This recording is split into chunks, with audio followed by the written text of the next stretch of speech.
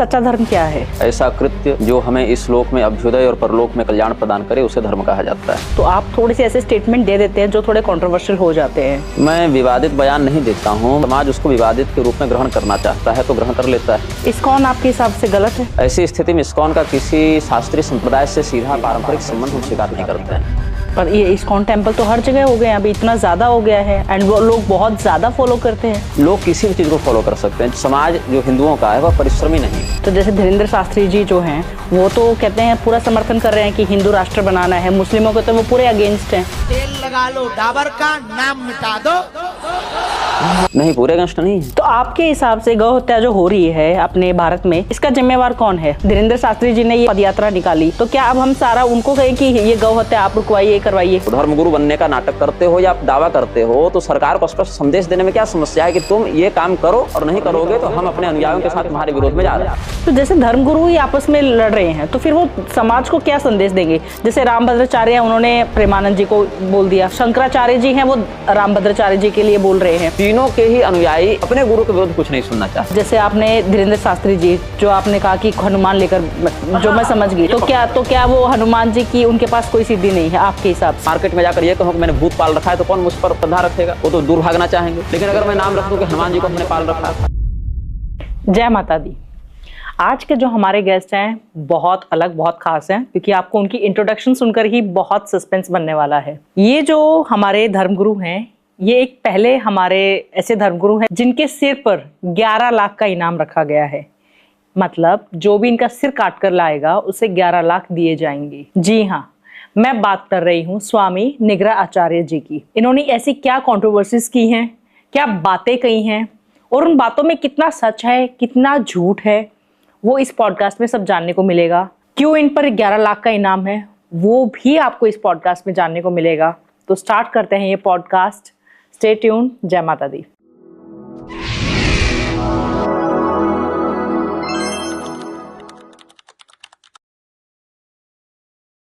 जय माता दी। नमस्ते चंडिका जी। कैसे हैं आप? अभी तक तो ठीक हैं जी। आपके हिसाब से सच्चा धर्म क्या है? यतोभ्युदयो निःश्रेयस सिद्धि सधर्म।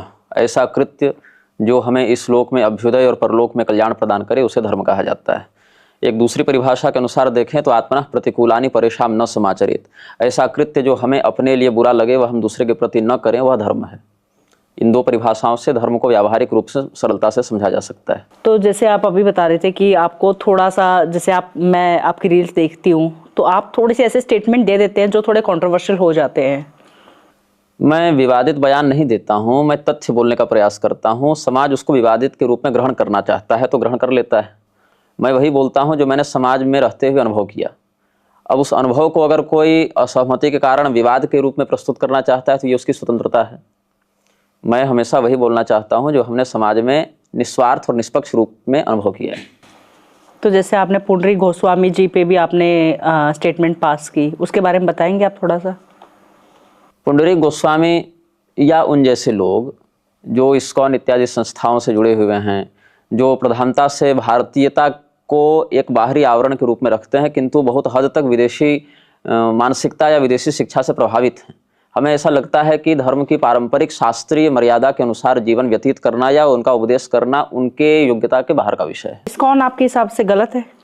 इस्कॉन के संस्थापक जो प्रभुपाद जिनको हम कहते हैं, अभय चरण डे जिनका नाम था, उनके गुरु ने अपने गुरु के दिवंगत होने के 3 वर्ष के बाद उनकी फोटो के सामने स्वयं को ही संन्यास की दीक्षा दे दी थी। ये एक ऐतिहासिक तथ्य है। ऐसी स्थिति में इस्कॉन का किसी शास्त्रीय संप्रदाय से सीधा पारंपरिक संबंध हम स्वीकार नहीं करते हैं। दूसरी बात यह है कि इस्कॉन के ग्रंथों में ईसा मसीह और पैगंबर की तो बहुत प्रशंसा मिलती है, लेकिन भगवती दुर्गा को या भगवान महादेव को डेमी गॉड या अल्प शक्ति के रूप में प्रदर्शित किया गया है, जो सनातनी सिद्धांत के प्रतिकूल है। तो इस्कॉन में तो जैसे हम देखते हैं कि कृष्ण राधे राधे कृष्ण ही कहा जाता है, तो फिर इसमें क्या गलत है? कहने को तो वो Jesus is Krishna and Krishna is Christ ये भी कह रहे हैं, वो भी आपको देखना चाहिए। यहाँ तक कि 10 कमांडेंट्स ऑफ इस्कॉन ये बात हो गई है। यहाँ तक कि वो स्वयं को हिंदू नहीं कहते हैं, इस्कॉन कहते हैं। वो अपनी सदैव से एक स्वतंत्र पहचान लेकर चले हैं। यही कारण है मैं इस्कॉन को एक एनजीओ के रूप में देख सकता हूँ, एक संस्था के रूप में देख सकता हूँ, एक संप्रदाय या धर्म के रूप में नहीं देख सकता हूँ। जहाँ भी इस्कॉन वालों पर आक्रमण होता है वहाँ पर उनको कहा जाता है हिंदू धर्म पर आक्रमण हो रहा है। लेकिन जिनेवा में अभय चरण डे ने स्वयं को प्राउड क्रिश्चियन कहा था और अपनी हिंदू पहचान को नकारते हुए स्वयं को क्रिश्चियन कहा था। ये आपको उनकी पुस्तकों में प्राप्त हो जाएगा। इस्कॉन के ऊपर मैंने म्लेच्छराज के मेरी एक डॉक्यूमेंट्री सीरीज आई थी म्लेच्छराज के नाम से, उसके सीजन 1 के एपिसोड 25 से 33 तक हमने इस पर बहुत सारे प्रमाणों के साथ चर्चा की है। इस्कॉन एक ऐसी संस्था है जो विशेष करके फॉर्ड फाउंडेशन के पैसे से बनी, और फॉर्ड फाउंडेशन एक ऐसी संस्था है जो विशेष करके फ्रीमेसन्स के पैसे से बनी। तो इन दोनों संस्थाओं का, फॉर्ड का और फ्रीमेसन्स का, सीधा संबंध सनातन विरोधी तत्वों से रहा है। इस्कॉन स्वयं को पहले हिंदू के रूप में प्रस्तुत करता है, बाद में विशुद्ध इस्कॉन के रूप में प्रस्तुत करते हुए केवल कृष्ण परक आराधना पर जोर देता है, और बाद में उसी कृष्ण परक आराधना को ईसा मसीह में जाकर समाहित कर देता है। जब आप पूरे परंपरागत रूप से उनके पुस्तकों को पढ़ेंगे तो ये पैटर्न आप वहां पर पाएंगे। पर ये इस्कॉन टेम्पल तो हर जगह हो गए हैं, अभी इतना ज्यादा हो गया है, एंड लोग बहुत ज्यादा फॉलो करते हैं। लोग किसी भी चीज को फॉलो कर सकते हैं। जब भी एक ट्रेंड बढ़ेगा समाज में तो लोग उसमें अपने गहराई से शोध करने के स्थान पर केवल स्वीकार करना सरल समझते हैं। समाज जो हिंदुओं का है वह परिश्रमी नहीं है, वो देखता है और अनुसरण करना सीखता है। वह स्वयं से उसमें अपना विवेक लगाना नहीं चाहता कि उसने कहा तो क्यों कहा। जैसे अब श्रद्धा उत्पन्न करना एक सरल विषय है। अभी सड़क के किनारे किसी पत्थर पर मैं टीका लगा दूं, फूल माला चढ़ा दूं और 10-20 लोगों को वहां पर प्रतिदिन जाने के लिए कहूं तो संभावना बहुत अधिक है कि 2-4 साल जाते जाते वहां एक अच्छा खासा संस्थान खड़ा कर देंगे। क्योंकि हिंदुओं की मानसिक स्थिति अभी जो है वो चलती हुई बयार को, चलती हुई हवा को स्वीकार करके उसके पीछे पीछे भागने की बात है। यही कारण है कि यहाँ पर बहुत से ऐसे कथावाचक आपको मिल जाएंगे जिनके कथाओं में, प्रवचनों में स्पष्ट रूप से असैद्धांतिक बातें होती हैं, अवैज्ञानिक बातें होती हैं। जैसे प्रदीप मिश्रा लाल मिर्च से सूर्यदेव को अर्घ दिलाते फिर रहे हैं, उनके अलग टोटके चल रहे हैं। धीरेन्द्र शास्त्री, उनके अलग टोटके चल रहे हैं। अनिरुद्धाचार्य, उनके वक्तव्यों में आपको विज्ञान की स्पष्ट हत्या होती दिखेगी, जो कि धार्मिक सिद्धांतों के भी विपरीत ही है। तो उनके भी करोड़ों समर्थक हैं, उनके भी करोड़ों अनुयायी हैं, लेकिन लोग ये नहीं देखना चाहते। लोग ये देख रहे हैं कि धीरेन्द्र शास्त्री विदेश जाकर धर्म का प्रचार कर रहा है, ऐसा दिख रहा है। लेकिन धीरेन्द्र शास्त्री ने दुबई जाने के लिए जहां से धन का प्रयोग किया वो धन अबू अब्दुल्ला का है। वही अबू अब्दुल्ला जो जाकिर नाइक और ISI नामक जो पाकिस्तानी खुफिया एजेंसी है उसका निकटवर्ती व्यक्ति है।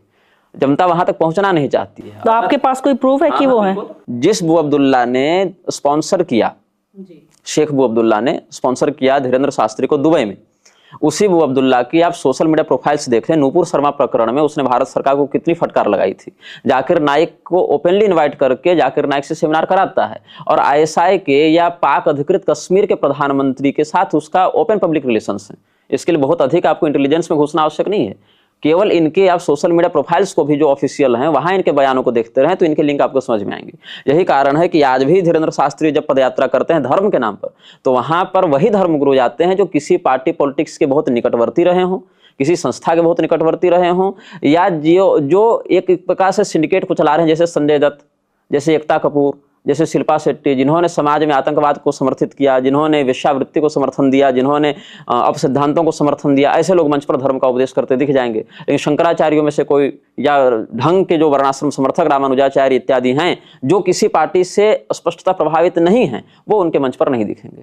तो यही हाल हम पुंडरीक गोस्वामी इत्यादि लोगों का भी समझते हैं। विदेश में जाना, MBA इत्यादि करना, वहां से बिजनेस मैनेजमेंट सीखना, और बिजनेस मैनेजमेंट को धर्म या किसी पूर्व आचार्य, किसी जैसे चैतन्य महाप्रभु हो गए, जैसे हित हरिवंश महाप्रभु हो गए, जैसे मध्वाचार्य जी हो गए, वल्लभाचार्य जी हो गए, ऐसे किसी पूर्वाचार्य के नाम का आश्रय लेकर परोसना।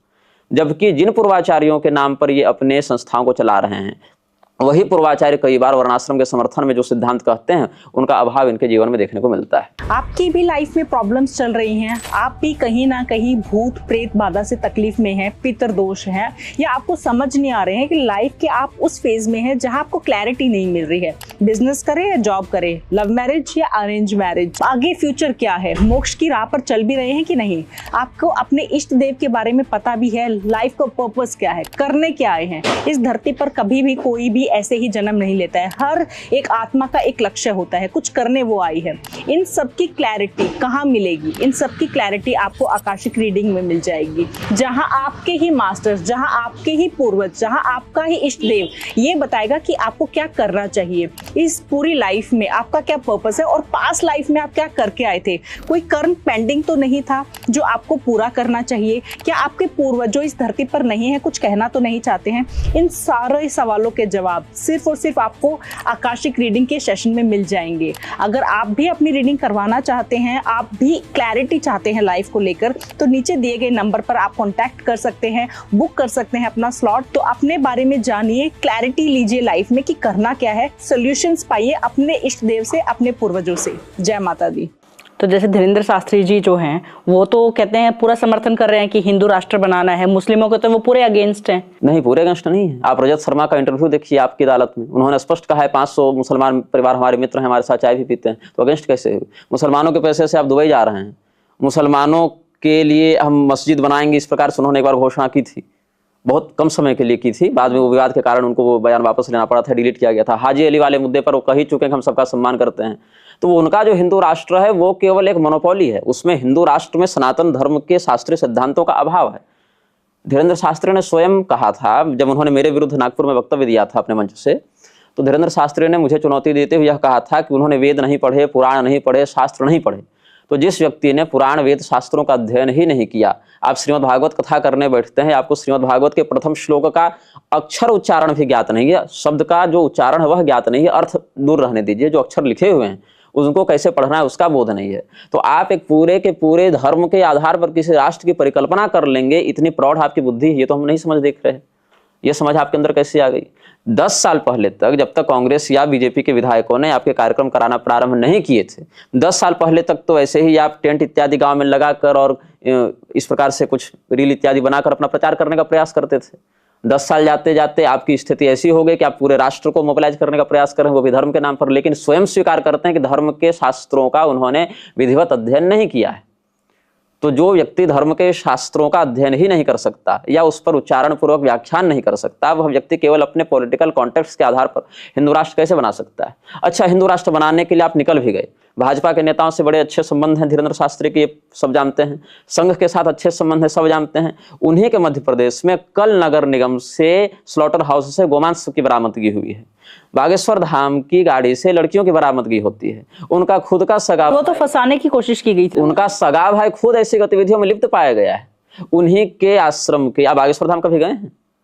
नहीं। मैं 2 बार वहां के निकटवर्ती क्षेत्रों में जाकर आया हूं, अभी पिछले दिसंबर में मैं उसी क्षेत्र में था। केवल भूमाफियाओं की लैंड प्लॉटिंग करके बेचने का काम हो रहा है, वहां के ही लोग आकर हमसे कई बार शिकायत किए। नहीं, जैसे आपने गाड़ियों लड़कियों का बोला, वो लड़कियों ने तो खुद वो कहा कि उनको तो भेजा गया था, ये सारा एक कह सकते हैं राजनीति साजिश थी। ये जो निकटवर्ती जो लोग हैं, संजय दत्त कन्विक्टेड अपराधी है कि नहीं? शिल्पा शेट्टी के पति पोर्नोग्राफिक में पकड़े गए कि नहीं? ऐसे लोग जब ओपनली आ रहे हैं आपके मंच पर, तो किसी लड़की के पकड़े जाने के बाद उस पूरे केस को बदलना कितना कठिन होता है ऐसे लोगों को। वो मना थोड़ी कर सकते हैं, वो तो कोई भी जा सकता है, वो तो मैं भी चली जाऊंगी तो मेरे को थोड़ी मना करेंगे, वो तो कोई भी जा सकता है। अब वो हाईलाइट इसलिए हो गया क्योंकि शिल्पा शेट्टी सेलिब्रिटी हैं, इसलिए उनको मेन फोकस में ला दिया। आपने पदयात्रा किसके नाम पर निकाली थी? हिंदू राष्ट्र। और उनका हिंदू धर्म के उत्थान में क्या योगदान है, या अपने जीवन में हिंदू धर्म के सदाचार या अनुशासन से संबंधित किस नियम का पालन कर रहे हैं? तो उनको आपने ये अधिकार, आप आने के लिए नहीं रोकते, चलिए समझ में आता है, लेकिन आपने उनको धर्म का उपदेश करने के लिए कैसे अधिकृत कर दिया कि एकता कपूर अब ये बताएगी कि हिंदुओं को कैसे जीवन व्यतीत करना चाहिए? ये तो आपको नहीं करना था ना। पर वो तो वो अपनी मर्जी है ना, वो तो ज्ञान देना चाह रही है, तो ठीक है। कैसे आप अधिकृत कैसे हैं ज्ञान देने के लिए? क्या हमारे धर्म के उपदेश में किसी व्यक्ति की योग्यता देखी जानी चाहिए कि नहीं देखी जानी चाहिए? कि कोई भी व्यक्ति आकर बताएगा कि धर्म में ऐसा होना चाहिए, ऐसा होना चाहिए, और बाद में उसका चरित्र स्वयं धर्म के विपरीत देखा जाए? धर्म क्या कोई एक कल्पना का नाम है, कोई एक ऐसी काल्पनिक अवधारणा का नाम है कि भेड़ चाल के आधार पर चलते हुए हमने 10 अनुयायी खड़े कर दिए तो हमने धर्म बना लिया? ऐसा नहीं हो सकता है। स्वधर्मे निधनम श्रेय परधर्मो भयावह, ये भगवान ने कहकर स्पष्ट गीता में कहा है कि अपरिवर्तनीय है धर्म, उसकी हर व्यक्ति के निजी स्तर पर उसकी समीक्षा या उसमें परिवर्तन नहीं किया जा सकता है। वो एक ब्रह्मांडीय सत्य है जिसको ऋषियों ने बता दिया और आपका काम उसका अनुसंधान और अनुशासन पूर्वक पालन करना है। और धर्म का उपदेश कौन व्यक्ति कर सकता है, किस हद तक कर सकता है, किस स्थिति में कर सकता है, उसका भी स्पष्ट नियम है। तो ऐसे संदिग्ध चरित्र वाले लोग, ऐसे संदिग्ध गतिविधियों वाले लोग, जैसे अभी उनके जो गुरु के रूप में प्रसिद्ध हैं रामभद्राचार्य, उनके उत्तराधिकारी पर एक नाबालिग के यौन शोषण का केस हुआ था। केस चला, पॉलिटिकल कनेक्शंस के बाद लिख दिया गया कि गलती से हमने केस कर दिया था, क्योंकि उस लड़के के माता पिता को हमारे निकटवर्ती लोग नजदीक से जानते हैं। सत्य ही है कि डराया जाता है, धमकाया जाता है। मैं खुद इतने जुडिशियल प्रताड़नाएं मैं खुद देख रहा हूं, तो मुझे पता है कि जब आप ऐसे लोगों के ऊपर उंगली उठाते हैं तो उनके जो पॉलिटिकल कनेक्शंस हैं या जुडिशियल कनेक्शंस हैं वो आपके पीछे किस प्रकार से पड़ते हैं। अब आपके ऊपर है कि आप उसको कैसे निर्भयता से उसको डील करते हैं, कैसे वहां लड़ते हैं, या सरेंडर करके क्षमा मांग के अपनी जान बचाकर निकलते हैं। ये है जितने भी अभी मठ चल रहे हैं, लगभग महंतों की यही स्थिति हो गई है कि वो अपने शिष्यों से यह परेशान कहीं उनकी हत्या करके वो गद्दी न हड़प लें। अभी पिछले कुंभ में देखिए हर्षा रिछारिया साध्वी बनी घूम रही है, ममता कुलकर्णी महामंडलेश्वर बनी घूम रही हैं। ये सीधी सीधी घुसपैठ है राजनेताओं के द्वारा धर्म गुरुओं को अनुदान देकर अपना गुलाम बनाते हुए धर्म के अंदर। ऐसे लोगों को खड़ा करो जिनको धन की चाह हो, जिनको प्रसिद्धि की चाह हो, उनको नेताओं का समर्थन देकर धन, प्रसिद्धि, चार्टर्ड प्लेन्स, बड़े बड़े पंडालों में आयोजन, बड़े बड़े मीडिया चैनल्स के द्वारा इंटरव्यू ये करा दो। और उसके बाद जब एक बार वो अपने कृतज्ञता के नीचे आ गए, अपने एहसान के नीचे आ गए, तो उनके मुंह में अपनी बात डालकर प्रसारित करवाओ। आज तक जितने भी भाजपा की सरकार में मान लेता हूं, दिल्ली में हो या मध्य प्रदेश में हो या केंद्र में हो, तीनों स्तरों पर भाजपा की सरकार है। धीरेन्द्र शास्त्री अगर इतना ही हिंदू राष्ट्र बनाना चाहते हैं और अगर उनकी दृष्टि में वर्तमान सरकार इतनी हिंदू समर्थक है, तो कम से कम गोहत्या ही रोकवा कर क्यों नहीं दिखा देते? सरकार को गोहत्या कराने में ऐसा कौन सा स्वार्थ दिख रहा है? कम से कम जितने बड़े बड़े मुद्दे हैं उनको छोड़ भी दें। गोहत्या भी छोटा मुद्दा नहीं है, मैं बड़ा ही मुद्दा मानकर चलूंगा, लेकिन कम से कम व्यवहारिक धरातल पर गोहत्या रोकने से सीधे कोई दंगा तो नहीं हो रहा है, किसी अन्य की कोई भावनाएं तो आहत नहीं हो रही हैं कि हम तुमने हमारे पैगंबर पर टिप्पणी कर दी या ईसा मसीह पर टिप्पणी कर दी, ऐसा तो नहीं है। या कम से कम शासकीय स्तर पर एक निषेधाज्ञा लागू की जाती। कांग्रेस आई, उसने गोली चलवा दी। इंदिरा गांधी के समय जब स्वामी करपात्री जी ने आंदोलन किया था, गोली चलवा दी इसी दिल्ली में गोपाष्टमी वाले दिन में। भाजपा आई, वो चंदा लेने लग गई। और जो नेता हैं वो धर्म गुरुओं के भी गुरु बने हुए हैं। मोहन भागवत कह देता है कि हमें धर्मशास्त्रों को बदलना चाहिए, उनकी पुनः समीक्षा होनी चाहिए। तो बगल में कोई बैठकर गोमांस खा रहा हो तो सामाजिक समरसता का ध्यान रखते हुए तुमको उसको सहन करना चाहिए, स्वीकार करना चाहिए। और ऐसे लोगों से जुड़े लोग हिंदू राष्ट्र बनाएंगे। अगर कोई ऐसा समझता है तो हिंदू राष्ट्र की अगर हम संवैधानिक भाषा में लिख भी दें कि हिंदू राष्ट्र बन गया है, तो व्यावहारिक धरातल पर आचरण में वह नहीं दिखेगा। जैसे न्यायपालिका के पीछे लिखा रहता है सत्यमेव जयते या ये तो धर्मस्ततो जय, वो बस एक शब्द बनकर रह गया है, व्यवहार में वो नहीं दिखता है। जैसे धर्म चक्र प्रवर्तन आया, संसद ने कह दिया कि हम धर्म चक्र का प्रवर्तन करेंगे, और दुर्भाग्य का विषय यह है कि भारत सरकार को या संविधान को धर्म की परिभाषा ही ज्ञात नहीं है। भारत एक धर्मनिरपेक्ष राष्ट्र है, ये कहने वाला संविधान धर्म और उसकी निरपेक्षता की परिभाषा ही आज तक स्पष्ट नहीं कर पाया है। तो आपके हिसाब से गौ हत्या जो हो रही है अपने भारत में, इसका जिम्मेवार कौन है? हिंदू। अगर मान लीजिए धीरेन्द्र शास्त्री जी ने ये जो पदयात्रा निकाली, तो क्या अब हम सारा उनको कहें कि ये गौ हत्या आप रुकवाइए, ये करवाइए? एक इंसान कैसे सारी जिम्मेवारी ले सकता है? जब वह इंसान यह दावा करे कि उसके पास दिव्य शक्तियां हैं, जब वह इंसान यह दावा करे कि वह हम एक देश को नई दिशा प्रदान करने में सक्षम हैं, साथ ही यह कि आपको किस पार्टी को वोट देना चाहिए या किस पार्टी को वोट नहीं देना चाहिए, इस प्रकार से जब आपकी मानसिकता को प्रेरित किया जा रहा है धर्म की आड़ में, तो उनको इस बात की मांग करते हुए यह कहना चाहिए कि नहीं कि अगर सरकार ऐसा नहीं करेगी तो हम अगली बार इसको वोट नहीं देंगे। किसी पार्टी में बात कर लूं, हमारे लिए तो दोनों ही शत्रु हैं, न कांग्रेस के हम सगे हैं न भाजपा के हम सगे हैं, और ये दोनों आपस में बहुत सगे हैं। एक का नेता दूसरे यहाँ पहुंच जाएगा, कार्यकर्ता लड़ेंगे, नेता नहीं लड़ेंगे। ममता बनर्जी और नरेंद्र मोदी दोनों एक टेबल पर बैठकर डिनर करेंगे, लेकिन इनके अनुयायी हत्या करेंगे। तो कोई भी पार्टी के नेता आपस में नहीं लड़ते हैं, हमेशा कार्यकर्ता लड़ते हैं। अब लड़ने के लिए कभी भाषा का बहाना हो जाएगा कि हमारे राज्य में आना तो ये भाषा बोलनी है, कभी जाति का बहाना हो जाएगा, कभी धर्म का बहाना हो जाएगा, कभी रोजगार का बहाना हो जाएगा, जो बहाना हो जाए। तो या तो अगर धर्म की बात करते हो और धर्मगुरु के अनुसार चलते हो, धर्मगुरु बनने का नाटक करते हो या आप दावा करते हो, तो सरकार को स्पष्ट संदेश देने में क्या समस्या है कि तुम ये काम करो और नहीं करोगे तो हम अपने अनुयायियों के साथ तुम्हारे विरोध में जा रहे हैं। लेकिन ऐसा तो हमको देखने को नहीं मिलता। जो व्यक्ति जिस पार्टी का सगा है उसका चाटुकार बनकर रह गया है कि चाहे तुम सही करो चाहे गलत करो, हम तुम्हारी वकालत करने आ जाएंगे। ये सब कार्यकर्ता बनकर रह गए हैं अलग अलग पार्टियों के। और रही गोहत्या की अपनी जिम्मेदारी की बात, मैं अपनी बात बताऊं, हमारे घर में भी लगभग 10 गोवंश हैं। सदैव मैं देखता हूं कि कोई न कोई, जैसे हमारे घर में बाछा हो या बछिया हो, जिसको बछड़ा या बछिया कहते हैं, आप समझ जाएंगे। तो जैसे घर में बछिया हुई तो कहेंगे चलो गाय है, बड़ी होगा दूध देगी, लेकिन बाछा होगा तो क्या करेंगे, उसको बेच देंगे। जो खरीद कर ले जाएगा वो क्या कहेगा कि हम खेती करने ले जा रहे हैं, और सब जानते हैं वो खेती करेगा नहीं, वो भी 1-2 महीना 4 महीना रहकर थोड़े महंगे दाम पर उसको कसाई खाना ही बेचेगा। हमारे यहाँ जब भी कोई इस प्रकार का व्यक्ति आता है कि बाछा को क्या कीजिएगा, बछड़े को क्या कीजिएगा, तुमको क्या मतलब है क्या कीजिएगा, तो वो प्रेशर देता है या वो दबाव बनाता है या ये कन्विंस करने का प्रयास करता है कि इसको घर में रखना आपके लिए आर्थिक रूप से हानिकारक है, आप इसको बेच दीजिए। और मैं जितने लोगों से आज तक मैं या मेरे माता पिता मिले हैं, सभी हिंदू ही दलाल बनकर आते हैं गौ हत्या के। और ये बहुत दुर्भाग्य का विषय है कि काटने वाला हाथ कोई और होता है, लेकिन वहां तक कटने के लिए पहुंचाने वाला हाथ हिंदू का ही होता है। गौ तस्करी के बाद जब गाय कटती है तो काटने वाला हाथ ईसाई का हो, मुसलमान का हो, वामपंथी का हो, नास्तिक का हो, कोई भी हो सकता है, लेकिन जो हाथ गाय को वहां तक पहुंचा रहा है कसाई खाने, उसमें 100 में से 90 लोग हिंदू हैं। सप्लाई चेन में सबसे बड़ा सप्लायर हिंदू है। और मैं केवल अपने घर के नहीं, अपने परिचित लोगों की बात है। मतलब अगर ये स्थिति है आज की स्थिति में, घर के बाहर कुत्ता छोड़ दीजिए कोई दिक्कत नहीं, गाय छोड़ दीजिए तो वो वापस नहीं आएगी। हमारे कितने परिचितों की गाय गायब हुई सो गायब हो गई। तो ये कौन कर रहा है? हिंदू जिस दिन गाय को पालना, मरी गाय को जिंदा गाय से ज्यादा प्रॉफिटेबल समझने लगा, उस दिन से भारत पूरा का पूरा गोहत्या का केंद्र बन गया। और ये स्थिति सरकार के बदलने से नहीं होगा, नहीं बदलेगी। क्यों नहीं बदलेगी? क्योंकि सरकार को यह स्पष्ट विश्वास है कि वो जो भी कहेगी आप उस पर विश्वास करेंगे, आप अपना विवेक नहीं लगाएंगे। सरकार ने कहा कि महामारी आ गई, तो हाँ सर आ गई। सरकार ने कहा कि चलो हमने वैक्सीन भी बना ली, तो हाँ सर बना ली। अब वैक्सीन ले लो, तो जी सर ले लो। और नहीं लोगे तब पेमेंट रोक देंगे, ट्रेवलिंग रोक देंगे, एग्जाम में बैठने नहीं देंगे, नौकरी नहीं करने देंगे।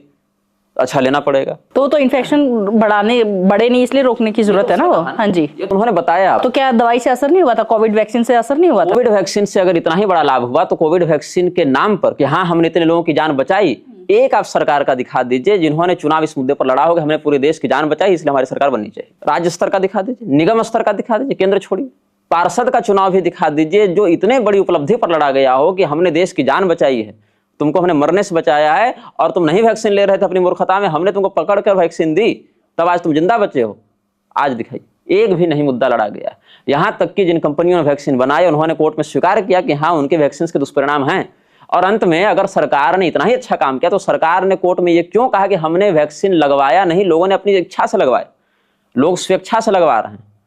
बहुत बड़ी पुरानी पीढ़ियों की बात नहीं कि 10 पीढ़ी पहले क्या हो किसने देखा। 5 साल पहले हम सब ने देखा कि हमें यात्रा करने से रोका जाता था, वेतन से रोका जाता था कि तुम वैक्सीन का सर्टिफिकेट लेकर आओ। तो अगर इतना ही आपने अच्छा काम किया और इतने ही अनुसंधान के बाद काम किया, इतना ही पुष्ट उसका प्रभाव था, तो फिर सरकार कभी उसकी चर्चा किसी भी स्थिति में करती क्यों नहीं दिखती है कि आखिर उन वैक्सीन का रिजल्ट क्या हुआ या उन वैक्सीन से आपने कौन सी उपलब्धि प्राप्त की और उस उपलब्धि को आप भंजाते क्यों? एक छोटी से छोटी भी कहीं पुल का उद्घाटन होता है तो विधायक या सांसद उसका नाम लूटते रहते हैं, देखो हमने ये विकास का काम किया, एक सड़क बनवा दिए, यहाँ पर चापा नल लगवा दिया, यहाँ वाटर सप्लाई लगवा दी। छोटा सा काम, एयर प्यूरिफायर लग गया 5 जगह, तो उसकी भी 10 जगह विज्ञापन चल दी। 5 जगह प्यूरिफायर लगा, 10 जगह विज्ञापन चले। वैक्सीन की आज तक चर्चा सरकारी स्तर पर कोई क्यों नहीं करना चाहता है? जबकि जब लगाए जा रहे तो आज हमने इतने करोड़ लगवा दिए, बड़े बड़े फोटो होर्डिंग्स चल रहे थे। तो कोर्ट में ये क्यों कहा गया कि लोगों ने अपनी इच्छा से लगवाया? क्योंकि मैं जानता हूं कि मेरे पिता ने अपनी इच्छा से नहीं लगवाया है, मेरी पत्नी ने अपनी इच्छा से नहीं लगवाया है, मेरी मां ने अपनी इच्छा से नहीं लगवाया है। मैंने तो खैर इच्छा किसी से नहीं लगवाया, लेकिन पकड़ कर जब पटक कर या ब्लैकमेल करके उनकी जीविका और उनके अस्तित्व पर प्रश्न चिन्ह लगाकर सरकार ने वैक्सीन दिलवाई थी, तो उसको एक्सेप्ट करना था ना जिम्मेदारी। सरकार लोकतंत्र में देशद्रोह का पर्यायवाची शब्द है और सरकार के विरुद्ध आवाज उठाना देशद्रोह नहीं है। सरकार स्वयं ही एक देशद्रोही संस्था के रूप में काम करती जा रही है, जिस प्रकार की वैश्विक राजनीति में देख पा रहा हूं। और केवल भारत के परिप्रेक्ष्य में नहीं देखता हूं, ये वैश्विक पटल पर लगभग सभी सरकारें अपने ही देश के विरुद्ध कार्य करने को तुल गई हैं और जिसका दुष्परिणाम कई देशों में देखने को मिल भी रहा है और कई देश उसकी कगार पर धीरे धीरे पहुंच रहे हैं। तो ये क्या अभी हो रहा है, भाजपा सरकार में हो रहा है, ये पहले भी हो रहा था? ये तो हमेशा से चलते आ रहे थे। की बात करता हूं। हाँ, मैं भाजपा या कांग्रेस को अलग नहीं मानता हूं। भाजपा और कांग्रेस एक दूसरे के विरुद्ध चुनाव लड़ने के बस सिंबल हैं, अलग अलग उनके पास चुनाव चिन्ह है, आइडियोलॉजी में कोई अंतर नहीं है। भाजपा या कांग्रेस में आइडियोलॉजी का कोई अंतर नहीं, सिवाय इतना कि जब चुनाव आता है तो एक दूसरे के विरुद्ध हमको बने रहना है। आधार कार्ड कौन लेकर आई थी? भाजपा सरकार। विरोध पहले किसने किया? आधार कार्ड सबसे पहले कांग्रेस लेकर आई थी, यूपीए गवर्नमेंट लेकर आई थी। विरोध किसने किया था? भाजपा ने किया था। भाजपा आते उसको लागू की कि नहीं? जीएसटी का प्रस्ताव सबसे पहले कौन लेकर आया था? कांग्रेस की सरकार लेकर आई थी। भाजपा ने तब विरोध किया था कि एग्रीगेट टैक्सिंग नहीं होने देंगे। आई तो अब जीएसटी पहले बढ़ाया, फिर घटाया, फिर उत्सव भी मनाया। हर वो काम दोनों सरकारें करती हैं। कंप्यूटर जब राजीव गांधी लेकर आ रहा था तो सबसे पहले विरोध किसने किया? भाजपा ने किया। आज आप डिजिटल इंडिया की बात करते फिर रहे हैं। भाजपा ने जो कानून बनाया उत्तराखंड में मस्जिदों को लेकर, उसको लेकर कांग्रेस ने उसमें विरोध किया। बाद में कांग्रेस उसी कानून का समर्थन करती दिखी। तो जो कानून आज सत्ता पक्ष ला रहा है, विपक्ष का सीधा काम है कि हमको उसका विरोध कर देना है। और जब हमको प्रॉफिट दिखेगी तो प्रॉफिट क्यों विरोध करना है? इसीलिए विरोध करना है क्योंकि उससे जो नेताओं को लाभ होगा हमको नहीं प्राप्त होगा, क्योंकि हम उस गद्दी पर नहीं बैठे हैं।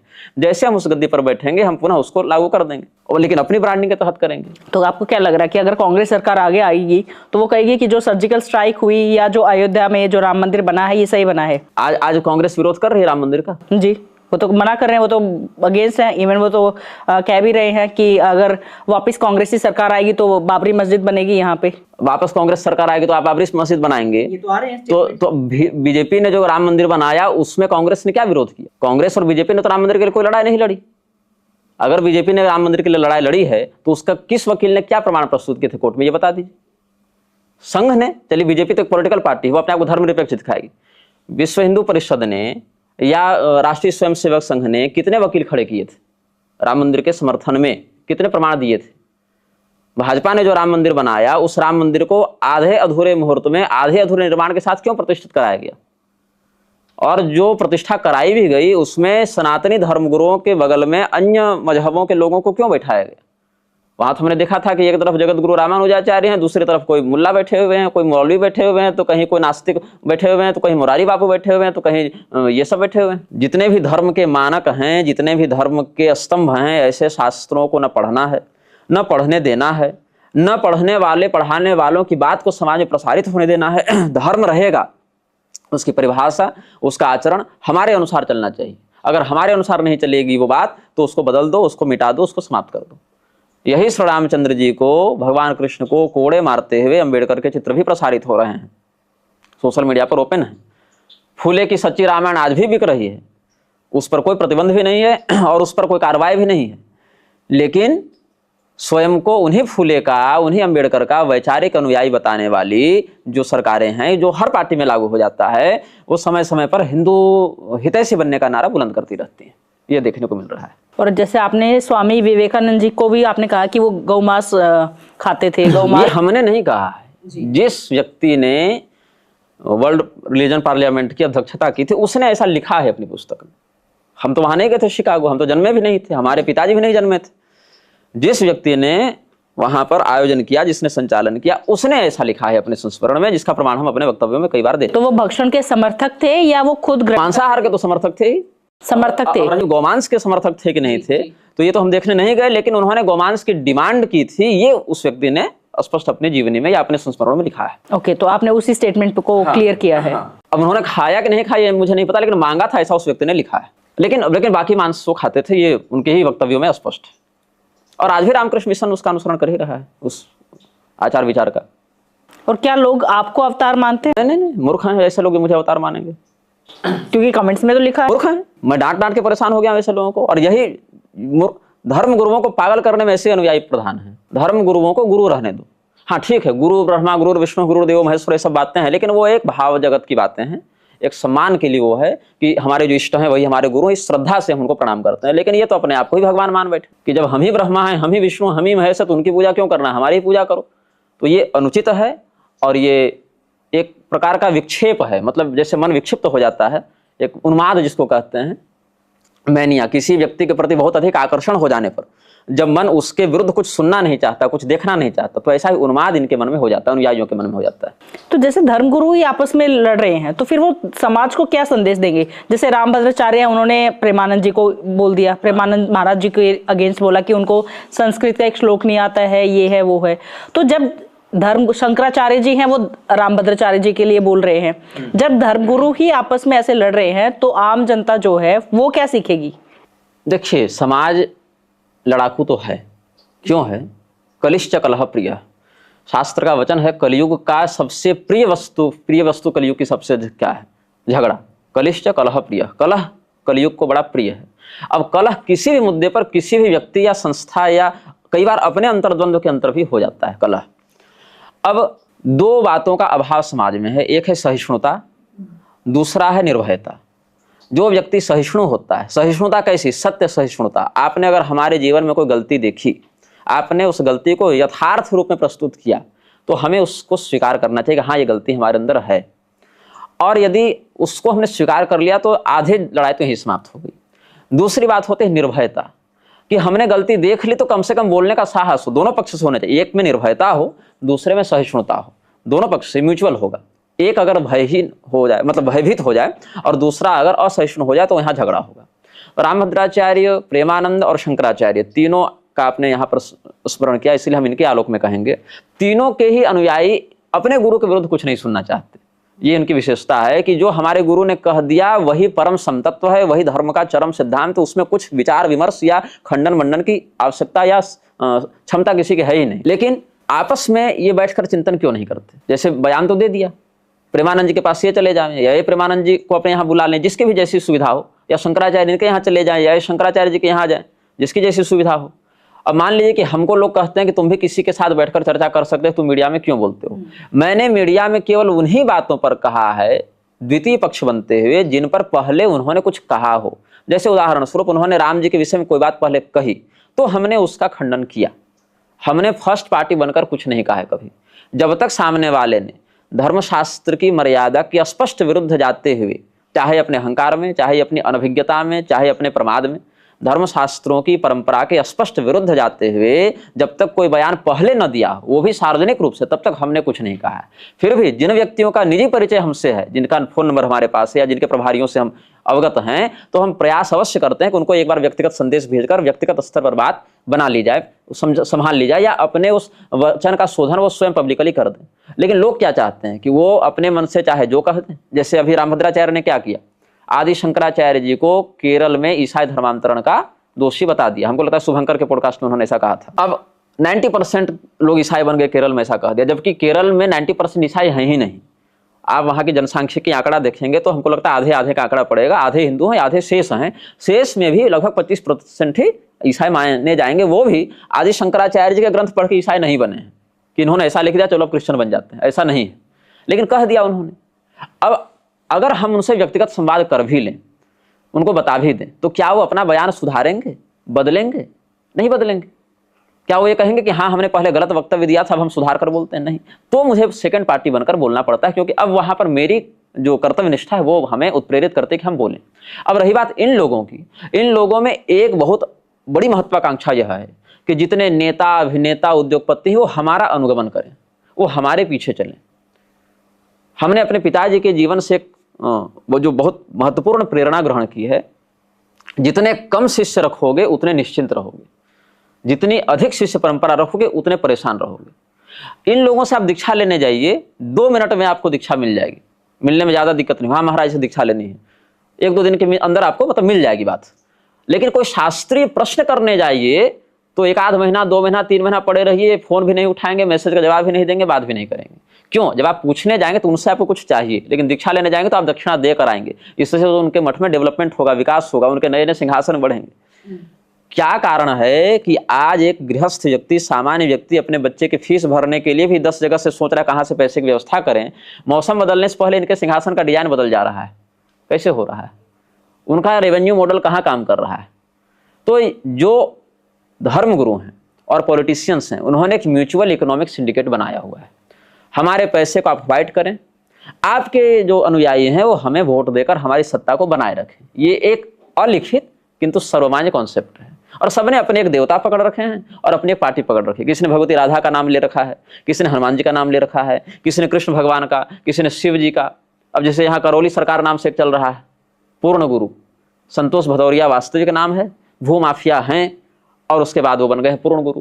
काम क्या करना है? अरे वरुण तुम सुनो, अरे इंद्र तुम सुनो, अरे अश्वत्थामा तुम सुनो, अरे परशुराम तुम सुनो, ऐसे सबको डांटते हुए, फटकारते हुए, अपशब्द बोलते हुए सभी देवताओं पर शासन करने का दावा है। ये जितने त्रिकालदर्शी हैं इनके, या जितने भी सक्षम लोग हैं, इनके माध्यम से देश में एक आतंकवादी घटना क्यों नहीं रुक पाती है? तो आपके हिसाब से जो, जैसे आपने नीम करौली बाबा की, नहीं नीम करौली नहीं, करौली ये संतोष भदौरिया करौली सरकार के नाम से जो चल रहा है। जी जी, हाँ ओके, आप उनकी बात कर रहे हैं। संतोष भदौरिया असली नाम है। नीम करौली बाबा तो ब्रह्मलीन हो गए ना, वो तो हनुमान जी के आवेशावतार माने गए हैं, वो दूसरे हैं। तो आप उन पे तो बिलीव करते हो? हाँ, वो सदाचारी है, वो संत हैं। हाँ, मतलब उनके जीवन में ऐसा कोई कुटेव हमको दर्शन में नहीं हुआ है। और जैसे आपने धीरेन्द्र शास्त्री जी, जो आपने कहा कि हनुमान लेकर, जो मैं समझ गई, एक देवता और एक पार्टी। तो क्या वो हनुमान जी की उनके पास कोई सिद्धि नहीं है आपके हिसाब से? सिद्धि क्षुद्र स्तर की है। क्षुद्र का अर्थ होता है निम्न, शूद्र नहीं। इसको बहुत सारे दर्शक नहीं समझ पाते हैं। शूद्र शब्द अलग है, शूद्र 4 वर्ण में एक वर्ण है। क्षुद्र का अर्थ होता है निम्न। दोनों अलग शब्द हैं, अलग संदर्भ भी हैं। क्षुद्र शक्तियां ऐसी होती हैं जो गंधर्व, किन्नर, यक्ष से थोड़ी नीचे होती हैं, मनुष्यों से थोड़ी ऊपर होती हैं। जैसे कि भूत, वेताल, पिशाच, कुछ मामले में अल्प शक्ति वाले ब्रह्म राक्षस, इस प्रकार के, या वीर स्तर के श्रेणियों की जो शक्तियां होती हैं वो सामान्यतया 7 दिन, 10 दिन, 20 दिन या 40-41 दिन में ये सिद्ध होती हैं साबर पद्धति से। और एक जैसे इसमें कुछ जिन्न इत्यादि भी हो जाते हैं जो कि विधर्मी या अन्य मजहबी पश्चिमामनायत परंपरा से सिद्ध होते हैं। जैसे मुखबिर जिन्न इत्यादि हो जाते हैं जो कि कुछ बेसिक बातें बता सकते हैं, कुछ नाखून में आकर बताते हैं। मैं कुछ ऐसे साधकों को जानता हूं जो नाखून में ऐसे वीरों को उतारते हैं। जैसे आपकी स्क्रीन पर मोबाइल पर टेलीकास्ट होता है तो कुछ समय के लिए आपको दिखेंगी चीजें, तो वैसे जिसने उनकी मंत्र की सिद्धि की होती है, जिसको माध्यम बनाकर वो कनेक्ट करा, जो मीडियम है उस शक्ति से संपर्क का, उसको दिखेंगे। कुछ ने चिमनी पर दर्शन किया होगा। चिमनी मतलब जैसे लालटेन में जो कांच लगा होता है, लैंप की जो कांच होती है उसमें। कुछ है नाखून पर काजल लगा के उसको शाइनी बनाकर घी और काजल लगा के उसमें वो उतारते हैं उस शक्ति को। कुछ चौकी लगाते हैं। तो ये बहुत ही निम्न स्तर की सिद्धियां होती हैं। इनको एक होस्ट चाहिए होता है। ये शक्तियां क्या करते हैं कि होस्ट तैयार करती हैं। जैसे मान लीजिए हमने तो ऐसी कोई साधना नहीं की है, लेकिन एग्जाम्पल के लिए मैं बता रहा हूँ।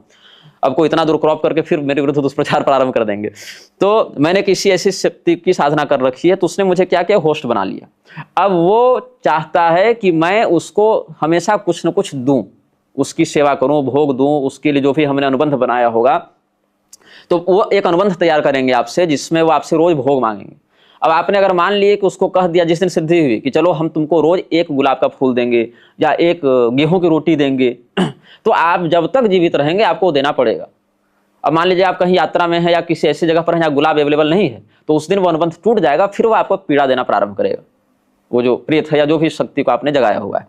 लेकिन अगर उसको उलझाए रखना है तो उसका यही नियम है कि 24 घंटे उसको किसी न किसी काम में व्यस्त रखें, चाहे कोई काम हो। आप कहते हैं ये पेड़ के नीचे ऊपर नीचे होते रहो।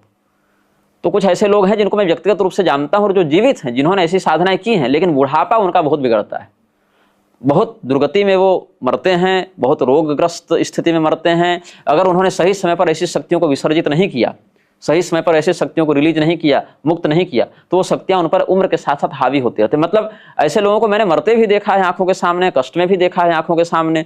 तो उनके पास जो सिद्धि शक्ति की बात आप कहते हैं, वीर स्तर की सिद्धि है, एक निम्न स्तर की सिद्धि है, और हर छोटी सिद्धि किसी बड़ी शक्ति के अधीन होती है। तो जैसे सन्यासी बाबा हैं जो या जो जैसे उनके पूर्वज, कितनी पीढ़ियां उनकी करोड़ों जाप हनुमान जी के करके आई, ऐसा वो बताते हैं।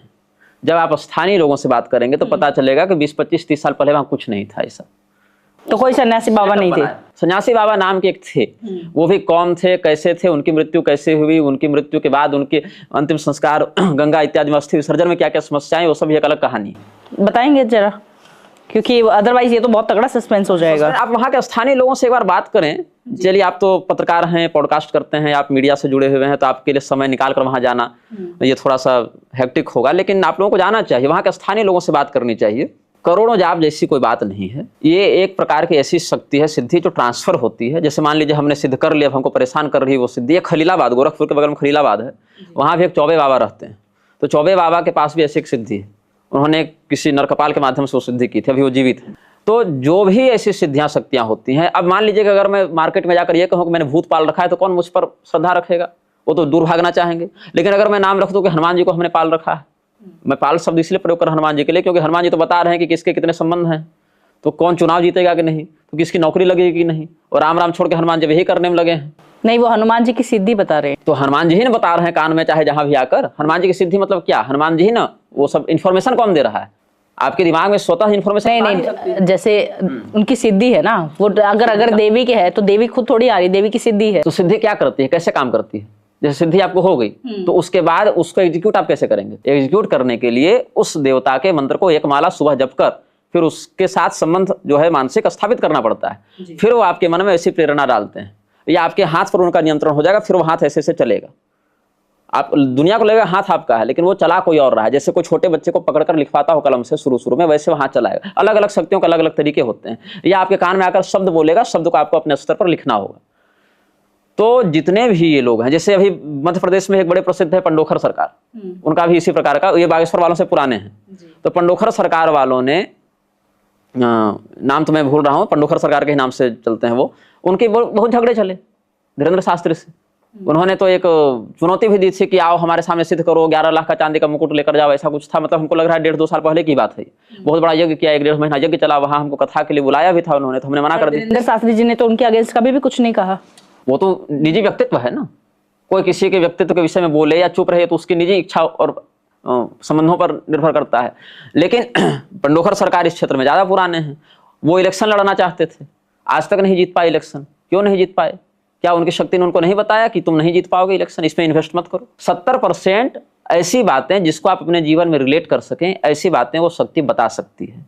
जिस दिन आप दरबार नहीं लगाएंगे, जिस दिन आप उस शक्ति का प्रयोग नहीं करेंगे, उस दिन वो कष्ट देना प्रारंभ करेगी। वही उसका अनुबंध है, आप उसको भोग देंगे, वो आपके बदले उतनी जानकारी आपको देगी। इसलिए एक ही व्यक्ति सही, लेकिन प्रतिदिन आपको दरबार लगाना है, तो माथा दर्द, पेट दर्द से प्रारंभ होगा, उसके बाद बड़ी बड़ी गंभीर असाध्य बीमारियां भी वो दे सकता है। तो ये सब शक्तियां कल्याणकारिणी नहीं होती। तो जैसे आप बता रहे हो, तो जैसे धीरेन्द्र शास्त्री जी जो पर्चा बनाते हैं, आपके हिसाब से वो पर्चे में जो लिखा है वो सिर्फ एक वैसे होता है, वो सारा नहीं बताते, फ्यूचर नहीं बता सकते। 3 बातें किसी भी व्यक्ति के बारे में एक दिन में जो 70% सही हो, इतना अनुमानतः वो बता सकते हैं, लेकिन नहीं, बहुत पीछे नहीं। मैं इस पे आपको कहना चाहूंगी, क्योंकि मैंने उनसे निकलवाया है पर्चा, और मेरे जो सवाल थे जो मैंने सोचे हुए थे, कब किस मतलब किस में है सीरीज वाइज, वो उन्होंने जवाब लिख के बता दिए थे। मेरे पास ऐसे भी लोग हैं जिनके अवैध संबंधों के बारे में उन्होंने बताया, लेकिन वो सब कहने का ऐसा बिल्कुल भी नहीं है। वो कौन एक्सेप्ट करेगा अवैध संबंध? अपने बारे में नहीं, मैं देखिए, मुझे नहीं औरों का पता है, बट मैं पर्सनली उनसे मिली हूँ और मैं जानती हूँ, क्योंकि जो मेरा पर्सनल इंटरेक्शन रहा है, मेरा तो उन्होंने सब कुछ पास्ट प्रेजेंट फ्यूचर, और जो सवाल में ऐसा भी नहीं है कि मैंने किसी को शेयर किए हैं या मैंने कहीं लिखे हुए हैं कि उन्होंने जाके वो पढ़ा। तो हमने आपको बताया ना 70% सब सही होता है। 70 नहीं, 100%। आपके मामले में 100%। मेरे 20 सवाल थे। अब 20 सवाल कम नहीं होते हैं। 20 सवाल थे और सीरीज वाइज थे। मेमोरी मेरी बड़ी शार्प है, और वो एग्जैक्ट उन्होंने वैसे के वैसे पर्चे पे लिख के मुझे बता दिए। अब मैं इसको क्या मानूं? तो ये आपके ऊपर लागू हो गया जी, लेकिन हर व्यक्ति पर लागू नहीं हो सकता है। फिर तो मैं तो यही मानूंगी ना कि सबका ही ऐसे करते होंगे। नहीं, तो सबके साथ लागू इसलिए नहीं होगा क्योंकि मेरे साथ भी तो बहुत सारे लोग इंटरेक्ट किए हैं ना जी।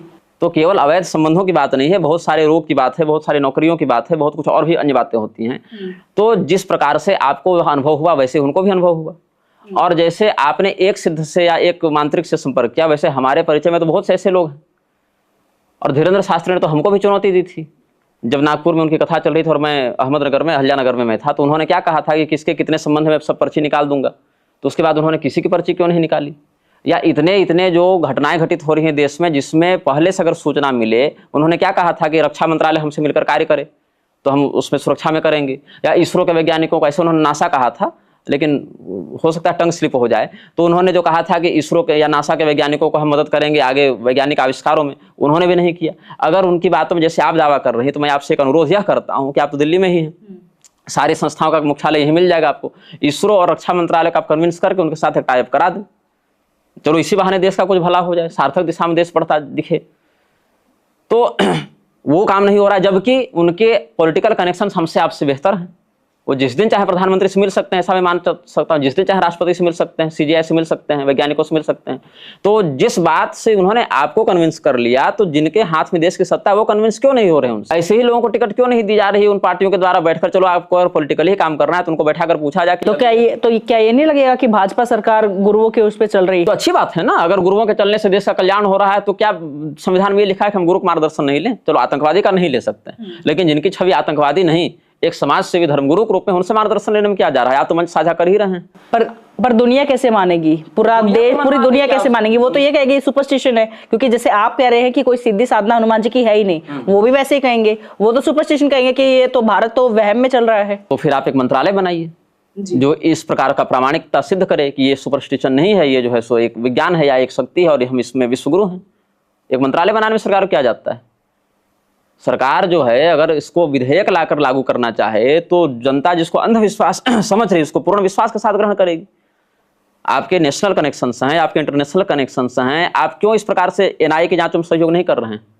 आप क्यों करप्शन को उजागर करने में सहयोग क्यों नहीं कर रहे हैं? चलो बाकी छोड़ो, ममता बनर्जी और अभी केंद्र सरकार का झगड़ा चल रहा है ना, ममता बनर्जी ने तो आपकी कथा भी रुकवा दी थी बंगाल में, कथा तो नहीं हुई, चलो कोलकाता में जो सेमिनार हो उसमें सब गए, 2-4 मिनट के लिए सब जाकर हाजिरी बनाकर आए, वहीं पर केंद्र सरकार की मदद कर दीजिए, हिंदुओं की जान बचा लीजिए। वहां पर किस किस स्थान से बांग्लादेशी घुसपैठी आ रहे हैं, इसको बताने में क्या जाता है? आप सरकार को मत बताइए ना, आप अपने वीडियो में बोल दीजिए, जिसको एक्शन लेना होगा वो लेगा ना, कि हाँ हम इस प्रकार की बात जनता को बता दे रहे हैं भाई, अब जो वहाँ स्थानीय लोग हैं, प्रशासन है, नेता मंत्री हैं, वो अपने स्तर से इसको देख लें, इतना कह दीजिए।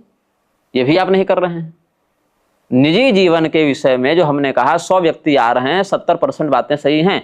आपके मामले में हो सकता है 100% हो जाए, लेकिन हमारे मामले में कई लोगों ने जो वहाँ के स्थानीय हैं वहाँ पर 0% बात भी बताई, जो वहाँ रोज रह रहे हैं पीढ़ियों से, जो वहाँ काम कर रहे हैं एज ए वर्कर, कर्मचारी जो वहाँ काम कर रहे हैं, वहाँ के जो ऑटो ड्राइवर्स हैं या हम वहाँ जो मिल रहे हैं या जो वहाँ सफाई कर रहे हैं, वो भी धीरेन्द्र शास्त्री से मिलवाने के लिए वहाँ सुरक्षाकर्मी कर्मचारी 10,000, 5,000, 20,000 लोगों से ले रहे हैं। वो गुरुजी को पता नहीं चल रहा है कि हमसे मिलवाने के नाम पर इतना वहाँ पर धनोगाही चल रही है। ये भी तो देखना चाहिए उनको। तो अंधविश्वास का कानून खत्म करे कि इस प्रकार से करोगे तो जेल में डाल दी जाओगी, या फिर सरकार विधिवत एक मंत्रालय लेकर आए और इसको लीगलाइज करे और इसको सही तरीके से व्यवस्थित रूप से समाज में प्रस्तुत करे, ताकि सबका मार्गदर्शन हो, सबका लाभ हो। उनके अंतर्गत 10-5 साधक भी तैयार कर दे।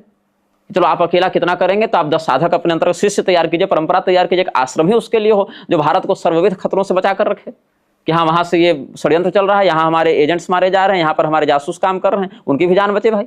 अगर इस शक्ति की व्यापकता और इसकी सत्यता इतनी गूढ़ है और इतनी महत्वपूर्ण है, तो उससे कितना कितना काम नहीं करवा सकते हैं। चलो कुलदीप सेंगर के मामले में करवा लो कि सत्य क्या है, वो लड़की सही कह रही है कि नेता सही कह रहा है, वहीं कर लो, कम से कम एक निर्दोष बच जाए। अगर वो निर्दोष है तो वो बच जाए, ये बच जाए। कुछ मामला ठीक से, आसाराम बापू के मामले में एक आया था ना, नाविका कुमार या किसके साथ आया था शायद, मैं वो पत्रकार का नाम याद नहीं कर रहा हूं, जिसमें धीरेन्द्र शास्त्री ने कहा हाँ जो है ठीक है, सब जैसा है, मैं क्या कहूँ इस प्रकार से। क्यों आप कहिए ना, ताकि अगर वो सच में कोई रेपिस्ट है तो उसके अनुयायियों का मोह भंग हो, या अगर निर्दोष है तो कम से कम उसको एक निर्दोष को दंड मिलने से बचे, कुछ तो हो, मतलब किसी दिशा में तो आगे बढ़े। तो महाराज जी, जैसे अभी इंद्रेश जी की शादी हुई जो कि काफ़ी वायरल हुई है, कथावाचक इंद्रेश जी की बात कर रही हूँ मैं, काफ़ी वायरल हुई है, और जो उनकी वाइफ है उन पे भी काफ़ी उनकी फ़ोटोज़ वायरल हुई है कि वो डिवोर्सी थी, और हमें एक कथावाचक से ये उम्मीद नहीं है क्योंकि हम उनको बहुत एक अलग नज़रिए से देखते हैं। उस पर क्या कहना चाहोगे आप? इस पर तो हमने एक वक्तव्य निर्गत किया था 3-4 दिन पूर्व ही, और किसी भी सामान्य हिंदू का, मैं कथावाचक या कोई और अलग से प्रोफेशन को यहाँ टारगेट नहीं करूँगा, एक जो सनातन धर्म का एक अनुयायी है, जो बेस लेवल का हिंदू है, उसके जीवन में भी वेद, पुराण, स्मृति, तंत्र, शास्त्र इत्यादि का एक पूर्ण अनुशासन होता है, और वह अनुशासन ही उसको सदाचारी बनाता है, उसको सनातनी के रूप में जीवन में व्यवस्थित करता है। सनातन धर्म में एक विषय, एक कृत्य बहुत स्पष्टता से निषिद्ध है, उसको कहते हैं उच्छृंखलता, मतलब मनमानी। आप किस वर्ण के हैं, स्त्री हैं, पुरुष हैं, सन्यासी हैं, गृहस्थ हैं, और किस क्षेत्र में हैं, इस पर भी अनुशासन बहुत स्पष्ट है। जैसे कोई व्यक्ति दक्षिण भारत का रहने वाला है, कोई हिमालय का रहने वाला है, तो दोनों के स्थान में जो मौसम का परिवर्तन है, रहन सहन का परिवर्तन, उसको भी लेकर बहुत सारे नियम बदलते हैं। कोई व्यक्ति सन्यासी है, कोई गृहस्थ है, उसको लेकर भी उनके नियम बदलेंगे। कोई ब्राह्मण, क्षत्रिय, वैश्य, शूद्र, स्त्री, पुरुष है, उसको लेकर भी कुछ नियम बदलते हैं। लेकिन वह नियम शास्त्र में स्पष्ट किए गए हैं, किस परिस्थिति में, किस देश में और किस काल में कौन सा नियम कितना प्रभावी या अप्रभावी होगा। विवाह की रही बात, विवाह में 3 बातें स्पष्टता से वर्णित हैं। वर्ण समान हो, वर्ण के अंतर्गत जाति भी समान हो, गोत्र भिन्न हो, और कुलाचार का स्पष्ट विरोध न हो। अब जैसे कोई व्यक्ति, कोई लड़की वैष्णव परिवार से है, वो जीवन भर लहसुन प्याज कभी खाई नहीं, और उसको वामाचारी शाक्त के यहाँ विवाह हो जाए, उसको यहाँ मछली इत्यादि बनाना पड़े, तो जीवन उसका नहीं चलेगा। तो कुलाचार में स्पष्ट विरोध न हो, ये पहली। दूसरी, गोत्र भिन्न हो और वर्ण जाति की समानता हो। ये इतना सामान्य अनुशासन होता है। अब इंद्रेश उपाध्याय के विवाह को लेकर जो आपने बात कही, उसमें हमने एक बार अपने मंच से, एक बार कक्ष में ही लेकिन कुछ लोगों के सामने, और एक बार तो खुले मंच से भी, और 2 बार लिखित रूप से अपनी बात कही थी। सार यह है कि कुछ लोग यह कह रहे हैं वह कन्या ब्राह्मण कुल से नहीं है। अब शास्त्र में असवर्ण विवाह, असवर्ण विवाह मतलब 2 वर्णों के मध्य का विवाह स्पष्ट रूप से विशेष करके कलयुग में निषिद्ध है। आप पराशर माधव देखें, मदन पारिजात देखें, या चतुर्विंशति मत संग्रह देखें, या वीर मित्रोदय देखें, या और भी इस प्रकार के जो ग्रंथ हैं, स्मृति चंद्रिका इत्यादि देखें, संस्कार रत्नमाला देखें, लोगाक्षी स्मृति, ये सब देखें। असवर्ण विवाह विशेष करके कलयुग में निषिद्ध है। तो पहला नियम यहाँ पर उन्होंने इसका भंग किया। दूसरा यह है, पुनर्विवाह निषिद्ध है। पुनर्विवाह सनातन धर्म में केवल एक ही स्थिति में मान्य होता है, नारद स्मृति इत्यादि के मत में। अगर सगाई हो गई हो सगाई के बाद यह ज्ञात हो कि होने वाला वर जो है वह किसी बहुत गंभीर रोग से ग्रस्त है, उन्मादी है, किसी मृत्युदंड इत्यादि गंभीर अपराध से वो उसको दंडित किया गया है, या शारीरिक रूप से पुरुषार्थ में क्षीण है, या संन्यास के समान उसकी मनोवृत्ति विरक्त भाव में बन रही है, तो नष्टे प्रव्रजिते क्लीवे इस प्रकार से है, तो या फिर वह ऐसे स्थान पर चला गया हो कि वह लापता हो गया कई वर्षों तक, 10-12 वर्षों तक उसका पता नहीं चला, तो उसका विवाह हो सकता है कन्या का अन्य वर से। कब? हमारे सनातन धर्म में कन्या के विषय में 2 दान की बात आती है, एक है वागदान, दूसरा है कन्यादान। वागदान को कहते हैं सगाई आज की भाषा में, कन्यादान को कह देते हैं विवाह सामान्य भाषा में। तो वागदान जिस वर के प्रति किया जाता है, विवाह भी उसी वर से होता है।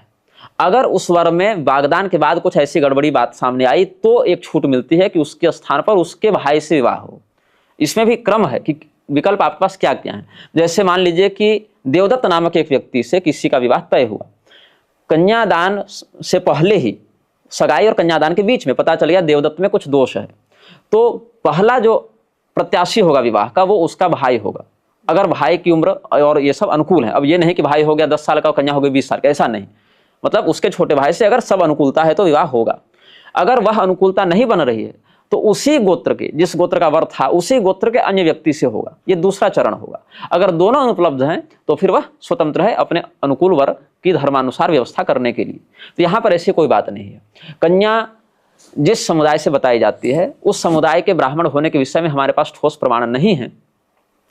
हालांकि इंद्रेश के पिताजी ने कहा है कि वो अग्रदास जी के वंश से संबंध रखती हैं। अभी अग्रपीठाधीश्वर के रूप में रेवासा में बैठे हैं राजेंद्र दास जी, तो अग्रपीठाधीश्वर है, अग्रदास जी की वह गद्दी है। वो बताएंगे आगे कि वो बात कितनी प्रामाणिक है या नहीं है। ऊपर से उस कन्या का विवाह पहले हो चुका था, यह फैमिली कोर्ट अमृतसर के प्रमाणों से सिद्ध है। ये हमारे जो लीगल टीम है उसने दोनों पक्ष के वकीलों से कुछ बातें की थी, तो वहाँ से ये सब बातें समझ में आई। कुछ डोमेस्टिक वायलेंस की बात भी सुनने को मिल रही है, और यह भी है कि वह कन्या जिस प्रकार की वेशभूषा में जिस प्रकार की रील बनाती थी वह भी धर्म के अनुसार से हमको सदाचार के अनुकूल नहीं लग रहा है। जबकि इंद्रेश के पिताजी ने कहा कन्या बड़ी संस्कारी है, बड़ी ये सब है। तो एक बात यह कह सकती है जनता कि विवाह एक निजी विषय है, आप उसमें बोलने वाले कौन होते हैं? तो बोलने वाले हम इसीलिए होते हैं, श्रीमद् भागवत का आप देखेंगे 12वां स्कंद, वहां पर सुखदेव जी ने जहाँ कलयुग का लक्षण बताया है वहां कहे कि दाम्पत्य भिरुचिर हेतु, यह कलयुग का लक्षण है कि दाम्पत्य में स्त्री पुरुष का आकर्षण ही प्रधान हो जाएगा। तो यह जो अवगुण है उस अवगुण को अगर कोई सामान्य व्यक्ति अपने जीवन में स्थापित करे तो समझ में आता है चलो तुमने धर्मशास्त्र नहीं पढ़े। लेकिन जिसके पिता सैकड़ों भागवत कह चुके हैं, जिसकी पूरी पहचान ही भागवत महापुराण के प्रवक्ता के रूप में रही हो, और वही व्यक्ति अपने जीवन इस प्रकार का प्रमाद करेगा, तो यह अस्वीकार्य विषय है। हाँ, आपको विवाह करना था, कोर्ट मैरिज जाकर कर लेते। मान लीजिए आपको कोई कहीं पसंद आ गया, मन लग गया उसी से करना है, कोर्ट मैरिज कीजिए, अपने किनारे कोई बिजनेस चलाइए, पितामह की बनाई प्रॉपर्टी तो है ही आपके पास, भूखे तो आप मरेंगे नहीं, बल्कि 100 व्यक्ति को रोजगार देकर आप एक कंपनी खड़ी कर सकते हैं। इतनी धन है आपके पास, इतना पैसा है आपके पास। लेकिन आपने न केवल इस प्रकार के शास्त्र विरुद्ध विवाह में भागीदारी निभाई, विवाह किया, आप तो उसको वैदिक विवाह नाम दे दिया। ये करने की आवश्यकता है? आप जाइए कोर्ट मैरिज कीजिए और अपने अनुसार जैसे आपकी इच्छा हो उच्छृंखलता पूर्वक और शास्त्रीयता से जीवन बिताइए। कोई नहीं कहने जा रहा है। रोज लाखों तलाक हो रहे हैं, लाखों विवाह हो रहे हैं, तो क्या हम लोग लाठी लेकर किसी के पीछे पड़े हुए हैं? धर्म का यह मत है, यह हमने बता दिया। अब आप उस मत का कितना पालन कर रहे हैं इससे तो आपके लोक परलोक का संबंध है। लेकिन यदि आप एक और स्वयं को धर्मगुरु के रूप में स्थापित करेंगे, आपके पिताजी आपको वैष्णवों का हृदय बताएंगे, ऊपर से आप अपने इस अशास्त्रीय विवाह को वैदिक विवाह के रूप में दिखाएंगे, तो जनता क्या समझेगी कि वैदिक विवाह ऐसे ही होते हैं? अरे जनता तो यही बोल रही है कि तो ये राधा रानी है, उनकी राधा से तुलना की गई है। अब समस्या क्या है ना, अब भगवान की तो जन्माष्टमी मनती है और इनका अवतरण दिवस मनता है। ये टोरेंट से डाउनलोड हुए थे और भगवान को तपस्या करके बुलाना पड़ा था। अब गली गली भगवान है, अब जन्म हो नहीं रहा है, अब अवतार हो रहा है लोगों का। अब अवतार से नीचे कोई नहीं है। इन्हीं के पिताजी ने हनुमान जी का अवतार नहीं बता दिया था धीरेन्द्र शास्त्री को। तो जिनके पिता के लिए धीरेन्द्र शास्त्री हनुमान जी का अवतार है, अगर वो राधा रानी का अवतार से कम को बहू बनाएंगे तो उनकी प्रतिष्ठा घट जाएगी ना। अब राधा रानी को रील बनाकर अभद्र वस्त्रों में नाचने की क्या आवश्यकता पड़ गई इस कलयुग में, ये हमको नहीं पता। लेकिन हमको पूरा विश्वास है कि अगर वो राधा रानी का अवतार है तो प्रेमानंद जी उनके दरबार में जरूर जाकर हाजिरी लगाएंगे, प्रणाम करेंगे। हमारे सनातन धर्म की एक सामान्य सदाचारिणी महिला अपने घर में जो सदाचार पूर्वक, शील पूर्वक, नारी धर्म के अनुसार जीवन व्यतीत करती है, उसका हम सम्मान देवी तुल्य करते हैं। उसके नाम के आगे देवी लगता भी है। देवी शब्द जो नाम के आगे लगता है, क्यों लगता है? क्योंकि हमने उसको वह गरिमामयी दृष्टि से देखा। लेकिन आप कुछ भी करेंगे जीवन में, किसी भी प्रकार से अव्यवस्थित रहेंगे और उसके बाद स्वयं को अवतार घोषित कर देंगे, तो ये सीधे सीधे देवद्रोह है। आपका सौभाग्य है, आपका मतलब आपका नहीं, उनका सौभाग्य है कि वो हिंदू धर्म जैसे सहिष्णु और आलसी लोगों के बीच में जन्म लिए हैं। अगर अन्य जगह उनका जन्म हुआ रहता तो अभी तक नूपुर समाज से ज्यादा विवाद आप कर चुके होते। किसी ने सवाल किया आपसे कि आकांक्षा डोबरियाल ने किया है कि अगर आपको पॉलिटिक्स ज्वाइन करनी है तो कौन सी पार्टी को ज्वाइन करेंगे? मैं लोकतंत्र का समर्थक नहीं हूं। लोकतंत्र भारत के ऊपर एक राष्ट्रीय कलंक के रूप में स्मरण रखा जाएगा। जो सत्ता निर्णय लेने के लिए जनता की ओर देखे, वो कभी देश के हित में निर्णय नहीं ले सकती, वो भीड़ के अनुसार भले चल जाए। और एक और कमेंट आया है, मैं उनका नाम नहीं लूंगी। सनातन में जो मैरिटल रेप होता है उसको सही मानता है, इसमें आपकी क्या राय है? मैरिटल रेप सनातन में कहाँ लिखा हुआ है? किस धर्म ग्रंथ में लिखा है कि मैरिटल रेप होता है? ये जरा प्रमाण देते तब ना। अब तो कोई भी कह देगा कि सनातन धर्म में गोमांस खाना लिखा है, ऐसा कोई बोल दे तो भाई प्रमाण दीजिए, इस ग्रंथ में लिखा है, इस आचार्य ने बताया है, या इस संप्रदाय में ऐसा चलता है, तो कुछ बताएंगे तब तो मैं उस पर कोई प्रतिक्रिया दे पाऊंगा ना। अब धर्म का नाम लगाकर कुछ भी कह देंगे। फिर मैरिटल रेप की वह परिभाषा धर्म मानता भी है कि नहीं, जो कानून आजकल शशि थरूर और क्या एक इंदिरा जयसिंह के चक्कर में ये सब जो करवा रहे थे। किसी ने एक और पूछा हुआ है कि क्या आपने गए थे पद यात्रा में, हिंदू राष्ट्र पद यात्रा में, और क्या आपने, ये मेरा क्वेश्चन है, आपने कभी धीरेन्द्र शास्त्री जी से 1-to-1 डायरेक्ट बात करने की कोशिश की? मैं क्यों करूंगा उनसे 1-to-1 बात? उन्होंने जब नागपुर के मंच से हमको कहा कि मैं मिलने आऊंगा, तो मैंने कहा ठीक है आइए, अकेले नहीं अपने गुरु को लेकर आइएगा। आज तक नहीं आए वो, तो आप चले जाते? नहीं, हम क्यों जाएंगे उनके पास? हम उनके पास क्यों जाएंगे? यदि हम किसी के पास जाएं तो दो स्थिति में जा सकते हैं, या तो हमको उनसे कुछ चाहिए या तो हम उनको कुछ दें। अब धन की बात तो रही ज्ञान की बात। धर्म गुरुओं में धन की नहीं ज्ञान की प्रधानता होनी चाहिए। तो उनके पास ऐसा कुछ है नहीं जो हम उनसे पूछने जाएं, और वो स्वयं को इतने बड़े सिद्ध मानते हैं कि उनको हमसे कुछ ज्ञान चाहिए नहीं, तो जाना तो निरर्थक हो जाएगा। एक और, जैसे आजकल आप कथावाचक पे अगर बात चली रही है, मैंने उनके साथ पॉडकास्ट भी किया था, मेरी काफी वायरल हुआ वो मेरा पॉडकास्ट, अभिनव अरोड़ा जी। अच्छा ठीक है। और मैंने उसमें एक भविष्यवाणी कर दी थी कि आप एक दिन लोग हंसेंगे और बहुत फेमस होंगे, तो वो हो गए। प्रसिद्ध घटम छित्वा पटम भित्वा कृत्वा रासभरोहणम येन केन प्रकारेण प्रसिद्ध पुरुषो भवेत। एक चुटकुला है।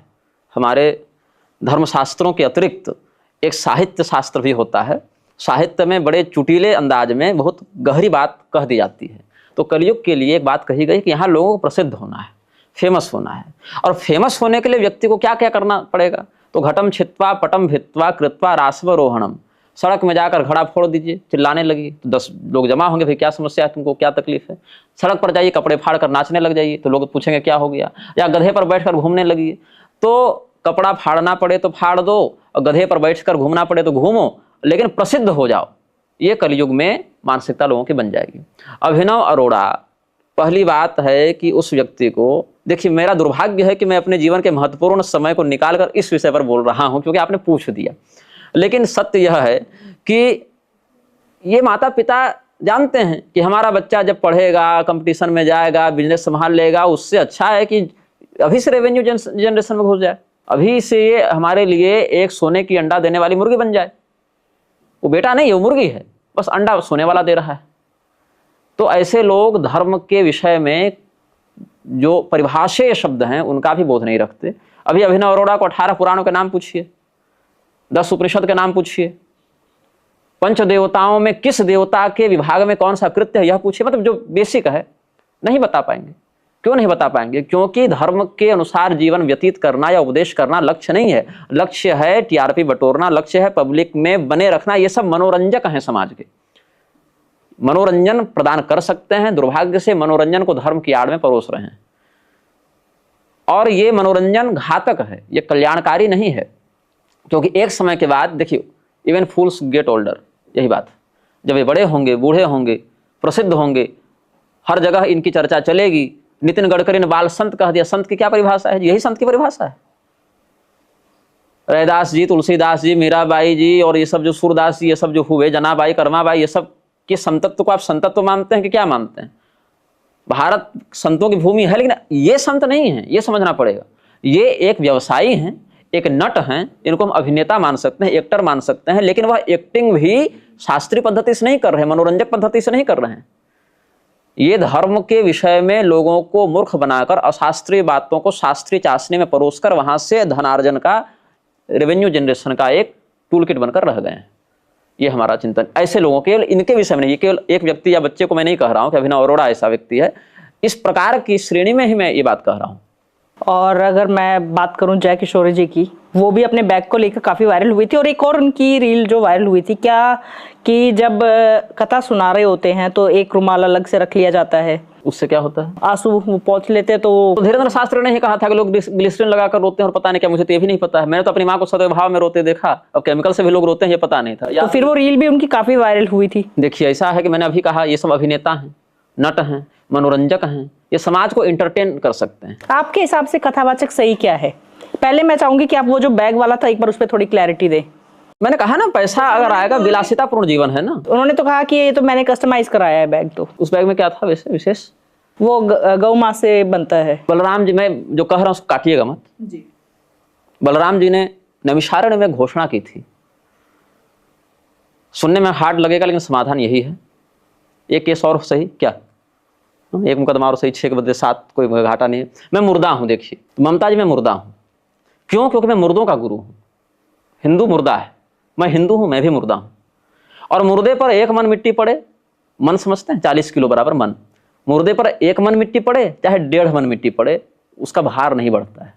बलराम जी ने घोषणा ये की थी कि वध्या में धर्म ध्वजिनस्ते ही पातकिनोधिका, धर्म गुरु का वेश बनाकर जो अधर्म करे और धर्म गुरु का वेश बनाकर अधर्म को धर्म के रूप में प्रस्तुत करे, उसका मृत्युदंड के अलावा कोई समाधान नहीं है, वो वध का पात्र है। और ये मैं नहीं कह रहा हूं, ये बलराम जी ने कहा, और उन्होंने किया, अपने जीवन में एग्जीक्यूट किया इस नियम को। अगर आपको समाधान चाहिए तो मैंने समाधान दिया। अब ये समाधान सरकार करे या ये खुद जहर चाट कर मर जाए, तो हम कहें कि भैया धन्यवाद। क्योंकि आप देखिए इनके शेड्यूल्स को, चाहे किसी भी देखिए, आप निधि सारस्वत देखिए, कृष्णप्रिया देखिए, गौरांगी देखिए, चित्रलेखा देखिए, जया किशोरी देखिए, सालों भर इनकी बुकिंग है। आज यहाँ कार्यक्रम, यहाँ कार्यक्रम, यहाँ कार्यक्रम है।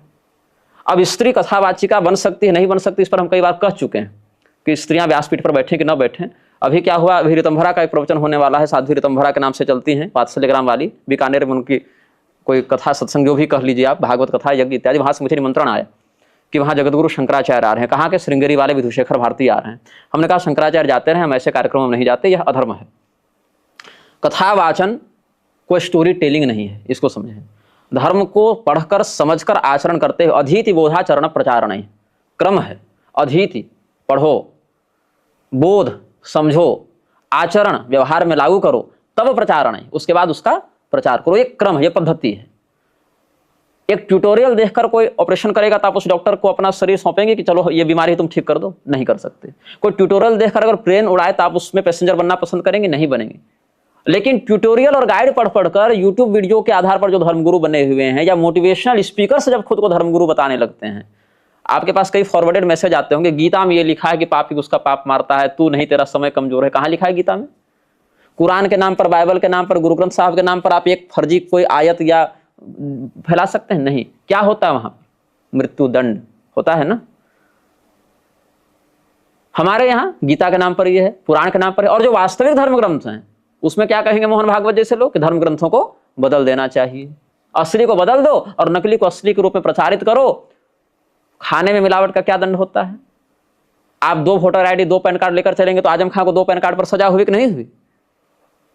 जब आप ये कहना चाह रहे हैं अगर मैं अभी आप अपने आप को भारत का प्रधानमंत्री घोषित कर दूं तो ये राष्ट्र 2 प्रधानमंत्री मानेगा? नहीं मानेगा। सिटिंग पीएम क्या करेंगे? देशद्रोह लगाकर जो उसकी सजा संविधान में होगी उसको देंगे। धर्म के ही साथ इतना मजाक क्यों हो रहा है? महीने की 5 दिन की छुट्टी भी आप नहीं दे सकते हैं।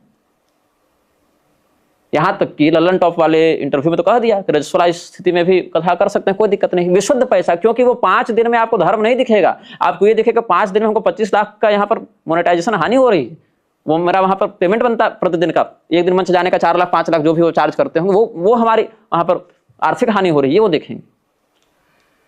तो ऐसे लोग विशुद्ध रूप से व्यापारी हैं और वह व्यापार अधर्म का व्यापार कर रहे हैं। व्यापारी होने में कोई बुराई नहीं है, लेकिन अगर कोई व्यापारी वर्ग का व्यक्ति व्यापार नीति के अनुसार व्यापार करे तो साधु है, सही है, सज्जन है वह। हमारे यहाँ एक व्यापारी संत हुए, उनका नाम था तुलाधार वैश्य। उनसे नरोत्तम ब्राह्मण जाकर शिक्षा लेने गए थे। कहीं कौशिक भी आता है, कौशिक गोत्री, नरोत्तम भी आता है। वो बनिया थे, जीवन भर तराजू ही तौले, लेकिन जब बात आई तो ऋषि महर्षियों को ज्ञान देने लगे। हमारे यहाँ कसाई भी संत हुए हैं, धर्मव्याध, सदन कसाई, हमारे यहाँ हर जाति समुदाय में, रैदास चर्मकार समुदाय से संत हुए तो तुलसीदास ब्राह्मण समुदाय से संत हुए, मीराबाई छत्राणी थी वो भी संत हुई, जनाबाई कर्माबाई ये सब जो भी अपने शूद्र वैश्य वर्ण में जातियां होती उनमें से थी। लेकिन उन्होंने कम से कम बेईमानी नहीं की धर्म के साथ, और उनका नाम या उनकी आड़ में स्वयं को साध्वी लिखने, और साध्वी नहीं है ये लोग। साध्वी का अर्थ क्या होता है? साधुता पूर्वक नारी धर्म के अनुसार जीवन व्यतीत करने वाली स्त्री को साध्वी कहते हैं। साध्वी भगवती दुर्गा का एक नाम है। विश्वसार तंत्र में सती साध्वी भव प्रीता भवानी भवमोचनी भगवती का नाम है। आप भगवती के नाम की आड़ में अधर्म कर रही हैं, तो ये चिंतन जब तक नहीं बनेगा, और ये चिंतन नहीं बनेगा क्योंकि वो जो नोट की जो चमक आंखों के सामने दिखती है उसके आगे धर्म पीछे चला जाता है। अर्थ और काम ये बीच में है। धर्म पहले बताया जाता है, उसके बाद बताया जाता है अर्थ कैसा हो कि अनर्थ न बन जाए, काम कैसा हो कि व्यभिचार न बन जाए, उसके बाद अंततः मोक्ष की संसिद्धि होती है।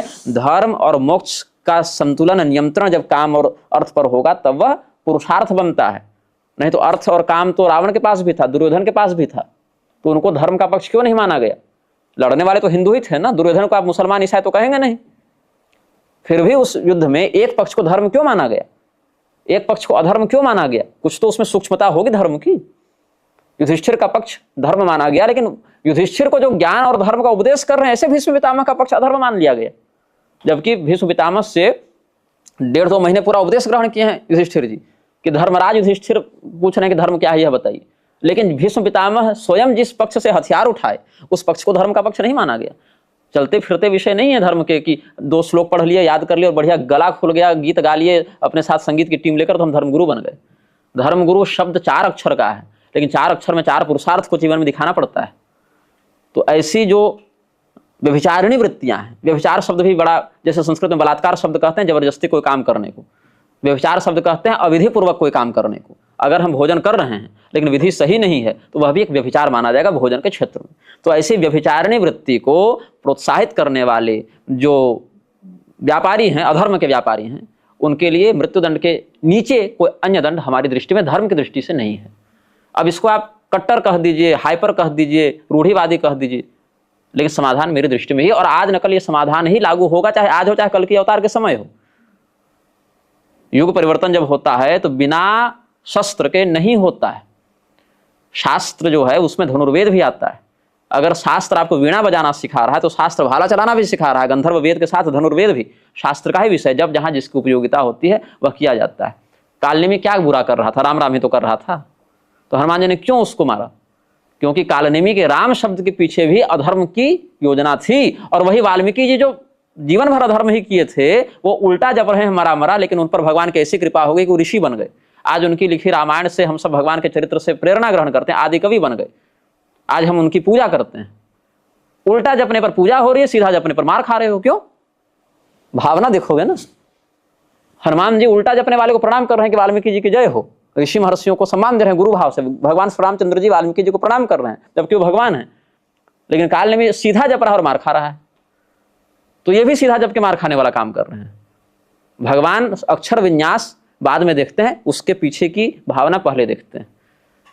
ठीक है, उल्टा जप रहा है लेकिन उसका भाव धर्म के अनुकूल है, हित में है। दक्ष प्रजापति क्या करने बैठे थे? बम बनाने तो बैठे नहीं थे, यज्ञ करने बैठे थे ना। लेकिन उनके उस यज्ञ में यज्ञ की जो नियमावली है उसका व्यभिचारित स्वरूप देखने को मिल रहा था।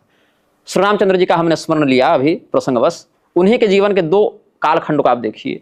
एक जब वो 14 वर्ष के हैं, 13-14 वर्ष के हैं, जब विश्वामित्र जी राजा दशरथ के पास आकर कहते हैं कि हमको यज्ञ की रक्षा करने के लिए आपके पुत्र चाहिए, ताड़का मारीच सुबाहु ये सब हमारे यज्ञ में विघ्न डाल रहे हैं। राम जी गए, लक्ष्मण जी गए, क्या किए? जाकर यज्ञ की रक्षा किए। किसको मारकर?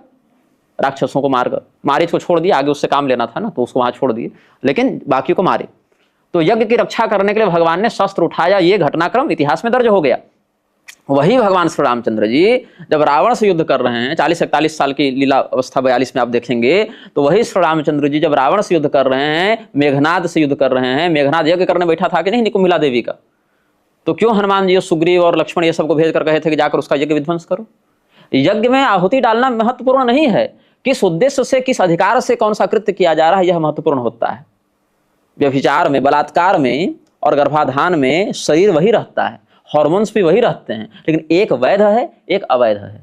उसी प्रकार से कथावाचन में भी किस भाव से, किस अधिकार से और किस पद्धति से कौन कर रहा है, वही बताएगा कि वह धर्म है या वह अधर्म है। एक आपकी रील भी काफी वायरल हुई जिसमें आप लेस्बियंस और जैसे गे हैं, LGBTQ अगर मैं कहूँ, उनके अगेंस्ट हैं, उनके खिलाफ भी काफी बोल रहे हैं। देखिए, मैं किसी के विरोध या समर्थन में पूर्वाग्रह से ग्रस्त होकर नहीं बोलता हूँ। हम जिस पहचान के साथ समाज में हैं, इस प्रकृति ने हमें जिस शरीर में जितने समय के लिए भी, हो सकता है कल मर जाए जाते जाते, उसकी मैं नहीं कहता, लेकिन अभी तक जब तक मैं बोल रहा हूँ, जिस प्रकार के जीवन में हम हैं उसमें धर्मशास्त्र से इतर जाना ही मृत्यु है। हमारी मृत्यु का अर्थ यह नहीं कि शरीर छूट गया, मृत्यु का अर्थ यह है, जैसे अर्जुन को भगवान ने क्या कहा, तुम युद्ध में मरोगे तब थोड़ी मरोगे, तुम बदनाम हो जाओगे कि कायर था भाग्य, यही तुम्हारे लिए मृत्यु है। अकृतिम चापि भूतानां कथयिष्यन्ति दिव्याम संभावित सचाकृतिर् मरणादतिरिच्यते। हमारी मृत्यु क्या है? धर्मशास्त्र के विरुद्ध हो जाना या धर्मशास्त्र विरोधियों का समर्थन कर देना। अब LGBTQ क्या है? मन की ऐसी अवस्था जिसमें शारीरिक अंगों के विरुद्ध हार्मोन का अनुभव करने लग जाए, सामान्य ही है। स्त्री, पुरुष या इन दोनों से भिन्न, यही दो लिंग और इनका सम्मिश्रण से एक तीसरे का अनुभव। दो हो गए और तीसरे जितने भी हैं इसमें, उनकी संख्या बढ़ती ही जा रही है। उनकी संख्या ये नहीं कि हम एक कह दें, दो कह दें, तीन कह दें, तृतीय लिंगी में कितने आएंगे और क्या आएंगे इसकी कोई गणना ही नहीं है। पहले सुनते थे एक नपुंसक लिंग है, फिर उसमें हो गया कि नहीं उसमें समलैंगिक हैं तो 2-3 और बढ़ गए। अब तो अमेरिका, यूरोप इत्यादि में देखें तो 200+। ये मनोरोग है और मनोरोग अनंत हो सकते हैं। जितने मन हैं उतने मनोरोग हो सकते हैं। कोई कह दे हम माइक हैं, कोई कह दे हम गिलास हैं, कोई कह दे हम लाइट हैं, कोई कह दे हम कुत्ता हैं। तो क्या कर सकते हैं इसमें? प्रकृति ने आपको 2 बनाया, 2 के मिश्रण से एक तीसरा भी हो गया किसी माध्यम से। अब 3 को 333 बनाइएगा, चाहे 33 करोड़ बना दीजिए। तो हाँ, ये अवश्य है, अपमान करने के लिए, तिरस्कार करने के लिए हमने कभी किसी का खंडन नहीं किया है, क्योंकि अग्नि पुराण में और स्मृतियों में भी यह स्पष्ट निर्देश है, किसी भी व्यक्ति की जाति को लेकर, किसी व्यक्ति की शारीरिक विकलांगता या क्षमता को लेकर, किसी व्यक्ति की मानसिक विकलांगता या पागलपन या अवश्य उन्माद को लेकर आप उसका मजाक नहीं उड़ा सकते। कोई अंधा है तो आप उसका अंधत्व के कारण मजाक नहीं उड़ा सकते हैं, कोई बहरा है तो बहरेपन के कारण मजाक नहीं उड़ा सकते हैं। ऐसा मैंने आपको प्रारंभ में ही कहा, आत्मनः प्रतिकूलानि परेशान न समाचरित, ये पहला तथ्य हुआ। लेकिन दूसरा तथ्य यह हुआ कि उस व्यक्ति को उसकी प्राकृतिक योग्यता क्षमता से अधिक भी नहीं दिया जा सकता है। एक संतुलन होना चाहिए।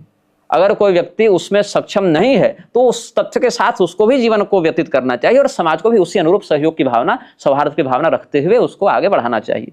हम किसी का मजाक नहीं उड़ाते। इसका अर्थ ये नहीं कि किसी के द्वारा अनुचित प्रस्ताव को दबाव पूर्वक स्वीकार कर लें कि नहीं देश में यही होना चाहिए। नहीं तो जो कविता कृष्णन, एक ये सब तो स्वयं को आंदोलनकारी कहते हैं, हम तो उन्मादी के नाम से इनको परिचित करेंगे। कविता कृष्णन ने फ्री सेक्स की वकालत की थी कि जैसे कुत्ता, बिल्ली, गधा, घोड़ा जब अपने अनुसार से स्त्री पुरुष का चयन करके कहीं भी प्रवृत्त हो जाते हैं क्रिया में, वैसे ही मनुष्य भी ऐसे ही हो जाए। इसको विधेयक लाकर भारत सरकार पारित करे। ये भी इसी दिल्ली में मांग उठे। अरे दिल्ली से ज़्यादा विकसित कौन हो जाएगा भाई? हम लोग को पर तो उधर झारखंड, बिहार, आसाम जाते जाते 10-20 साल लग जाते हैं। तो आप ही लोग सप्लाई सब इधर से देखते हैं कि इधर के जो आधुनिक कल्चर वाले हैं, मुंबई भी बल्कि बाद में पहुंच रही, दिल्ली पहले पहुंच जा रही। तो यहीं पर सारे कानून बनने हैं, यहीं से देश को कैसे रसातल भेजना है इसकी योजना बन रही है, और उस योजना का पैसा हम ही लोग भर रहे हैं, इतने इतने टैक्स भर भर के, और सब संविधान के समर्थन में। जान रहे हैं कि हमारा गला काटने के लिए बैठा है, तो क्या कर रहे हैं हम लोग? उसके हाथ से तलवार लेकर उसमें धार लगा रहे हैं कि सर को तकलीफ ना हो। संविधान जो हमारी गला काटने के लिए तैयार है, उसमें धार कौन दे रहे हैं? हम ही लोग दे रहे हैं। तो जो भी मानसिक समस्या है उसका शोधन होना चाहिए, उसकी चिकित्सा होनी चाहिए। उसको ग्लोरीफाई नहीं कर सकते हैं। हमको सहानुभूति हो सकती है लेकिन गर्व नहीं हो सकता उस पर। हम जो LGBTQ प्राइड की कोई बात नहीं, इसमें आप तरस के पात्र हैं, गर्व के पात्र नहीं। आप जब इतना बोलते हैं, इतना आपने धर्मगुरुओं के आज सबके, मुझे नहीं लगता कोई रह पाए होंगे जिनका आपने नाम नहीं लिया हो। फिर भी अगर रह गए हो तो हम अगले आप बता दीजिए कि कौन सा मनुष्य पूर्ण है, तो हम जाकर उसका चरणोदक ले लें कि हाँ इनमें कोई बुराई नहीं है। तो मैं ये कहना चाहूंगी कि इतनी कंट्रोवर्सीज आप देख रहे हैं, तो क्या आपको धमकियां नहीं मिलती हैं? केस तो आपने बता दिया, 6 केस हो रखे हैं ना? धमकी मिलती है, हमले होते हैं और मुकदमे तो चल ही रहे हैं जी। अमृत पीकर नहीं आए हैं जी। आज न कल मरना है, तो मरने के बाद जब देखें अपने जीवन को किसी भी योनि से या किसी भी स्थिति से, तो पछतावा न रहे कि हम कर सकते थे और नहीं किए। मरने के समय ये गिल्ट बहुत भारी होता है, और ये गिल्ट मैं देख रहा हूँ बहुत से धर्मगुरुओं में, बहुत से आचार्यों जिनका मैंने विरोध किया, व्यक्तिगत मुलाकात में वो कुढ़ते हैं अंदर से कि अपनी जवानी में या अपने उत्कर्ष में वो न कर सके जो वो करना चाहते थे। अब ऐसे दलदल में फंस चुके हैं कि अब वो जानते हैं कि मैं सही कह रहा हूं, लेकिन ओपनली सपोर्ट करेंगे। तो अभी राघवाचार्य जी ने क्या किया, रामभद्राचार्य का विरोध किया, एक वीडियो विरोध में बोला, 50 बार उनके मंच पर आए गए होंगे, उनकी प्रशंसा की होगी, वो सारा का सारा विषय भूल गए लोग। एक वीडियो बनाया, विरोध किया, केस चल रहा है जबलपुर में या कहाँ, जबलपुर में है शायद ना, हाँ मध्य प्रदेश की कोई कोर्ट में चल रहा है। हाँ। तो क्यों करेंगे लोग विरोध? जब एक दूसरे के अवगुणों को ढकते हुए हम हिंदुओं की जेब से पैसा निकाल कर अपने मठ के अकाउंट में ला सकते हैं, तो विरोध करके क्यों लड़ना है? उसका भी चेला गाली देगा, मुकदमा भी झेल लेंगे, अपना चेला भी कहेगा कहाँ गुरुजी सबसे भिड़ते चलते रहते हैं, और पैसा भी नहीं जाएगा, केस अलग से लड़ो। तो ये रिस्क उठाने के लिए कोई तैयार नहीं है ना। सेफ जोन में खेलना चाहते हैं सब, अपने कंफर्ट जोन से हिंदू निकलना ही नहीं चाहता, चाहे उसके गुरु हो चाहे उसका चेला हो। दूसरी, अवतारवाद। हमारे गुरुजी जन्म ले लिए, धरती धन्य हुई, हमारे गुरुजी पता नहीं कैसे आ गए धरती पर, नहीं तो ये तो देवराज के पद के अधिकारी थे। इस भावना पर लोग देख रहे हैं ना। और गुरुजी जो कह दिए, आम इमली गधा कुत्ता, वही ब्रह्मवाक्य हो गया। अब वेदव्यास जी कहते रहे, लिखते रहे, अगर वेदव्यास जी की कही बात हमारे गुरुजी के मत से सही मिलती है तो वो तो प्रामाणिक मानेंगे, और नहीं मिलती है तो वही प्रक्षिप्त हो गया। मुगल ने मिलावट कर दी, तो अंग्रेज ने मिलावट कर दी, तो जैन ने कर दी, बौद्ध ने कर दी। इस पॉडकास्ट को एंड करते हैं एक अच्छे क्वेश्चन के साथ। आप प्रेम विवाह में बिलीव करते हो? आपके हिसाब से वो सही है कि गलत है? प्रेम विवाह होना चाहिए जी, लेकिन प्रेम से होना चाहिए, वासना और व्यभिचार से नहीं जी। जिसको प्रेम विवाह समाज समझ रहा है, क्या वह प्रेम है या क्या वह विवाह है? देखिए, विवाह शब्द बहुत संवेदनशील है। विवाह निकाह नहीं है, विवाह मैरिज नहीं है, विवाह विवाह है। विवाह शादी भी नहीं है। विवाह के 10 प्रकार पुराण में, 8 प्रकार स्मृति में बताए गए हैं। ब्राह्म, दैव, आर्ष, प्राजापत्य, गांधर्व, आसुर, राक्षस, पैशाच, ये 8 प्रकार के विवाह उत्तरोत्तर क्रम से मान लीजिए अच्छे से बुरे की ओर बढ़ते हैं, लेकिन विवाह ही कहलाते हैं। तो प्रेम विवाह जो शास्त्र में वर्णित है उसको गंधर्व विवाह के नाम से जाना जाता है। उसकी क्या अर्हताएं हैं? किसी भी स्त्री पुरुष से आकर्षण बन जाए और वहां पर यौन प्रवृत्ति बन जाए, ये विवाह नहीं है, ये प्रेम भी नहीं है। ये एक फिजिकल अट्रैक्शन हो सकता है, शारीरिक आकर्षण हो सकता है, लेकिन ये प्रेम नहीं है, ये विवाह नहीं है। कन्या का जब प्रथम रजोदर्शन होता है, उसके बाद से 3 वर्ष तक वह अपने पिता के या भाई के या जो भी उसका अभिभावक है उनके अधीन सामाजिक दृष्टिकोण से रहती है। 3 वर्ष के बाद उस कन्या को यह अधिकार होता है कि वह अपने योग्य वर का चयन करे, यह धर्म कहता है। अब ये लोग कह रहे हैं ना कि जो अलग अलग कानून है उसमें कमी की जाए, विवाह तो 21 साल में करो, लेकिन लिव इन रिलेशनशिप में 16 साल में रह सकते हो। हम तो कहते हैं 16 साल क्या, आप उसको 0 कर दीजिए, जन्म लो रिलेशनशिप में ही पैदा लो। उस हॉस्पिटल में कई लड़के लड़कियां जन्म ले रहे हैं, वहीं लिख दो। जन्म के समय आप उसके लिए बर्थ सर्टिफिकेट अलाउड करते हैं ना, तो लाइफ पार्टनर भी अलाउड कर दीजिए, मान लीजिए लिव इन रिलेशनशिप का। हम हिंदुओं को यह कहना चाहते हैं कि इस कानून का पूरा सम्मान करते हुए आप ये मत कहें कि हम अपनी बेटा बेटी का विवाह कर रहे हैं, आप उनको लिव इन रिलेशनशिप में डालें। मंत्र पढ़ें। सरकार ये थोड़े बोल रही है कि किस मंत्र से विवाह होना चाहिए, सरकार ये भी नहीं बोल रही है। सरकार ये नहीं बोल रही है कि हम जो है सो किस जाति का किससे विवाह कराएं। धर्म के अनुसार विवाह के जो मंत्र पढ़े जाते हैं वो संविधान में तो नहीं लिखे, वो शास्त्र में लिखे हैं। किस मुहूर्त में पढ़े जाने चाहिए ये भी धर्म बता रहा है, संविधान तो बता नहीं रहा है। संविधान कह रहा है लिव इन रिलेशनशिप में रहो, तो ठीक है। हमने अपनी बिटिया का ब्याह किया, 10 साल की उम्र में मान लो कर दिया, 9 साल की उम्र में कर दिया, हमारे बिटिया को आपत्ति नहीं थी, हमारी माँ को उसके माता पिता का आपत्ति नहीं थी। हमारी बिटिया जब जन्मी थी तब संविधान हॉस्पिटल का फीस भरने आया था? नहीं आया था। हमारी बिटिया जब जन्मी थी तो या बीमार पड़ी थी या उसके पढ़ाई लिखाई में कोई नेता मंत्री जाकर रात भर जगा था अस्पताल में कंधा में उठा के कि बेटी बीमार है जाकर इलाज करा दे? नहीं। क्यों बाल विवाह पर प्रतिबंध लगाया गया? ये कहते हुए कि कम उम्र में संतान होने से स्वास्थ्य पर गलत प्रभाव पड़ेगा, ये एक कारण। दूसरा, शिक्षा बाधित होगी, दूसरा कारण इतना ही।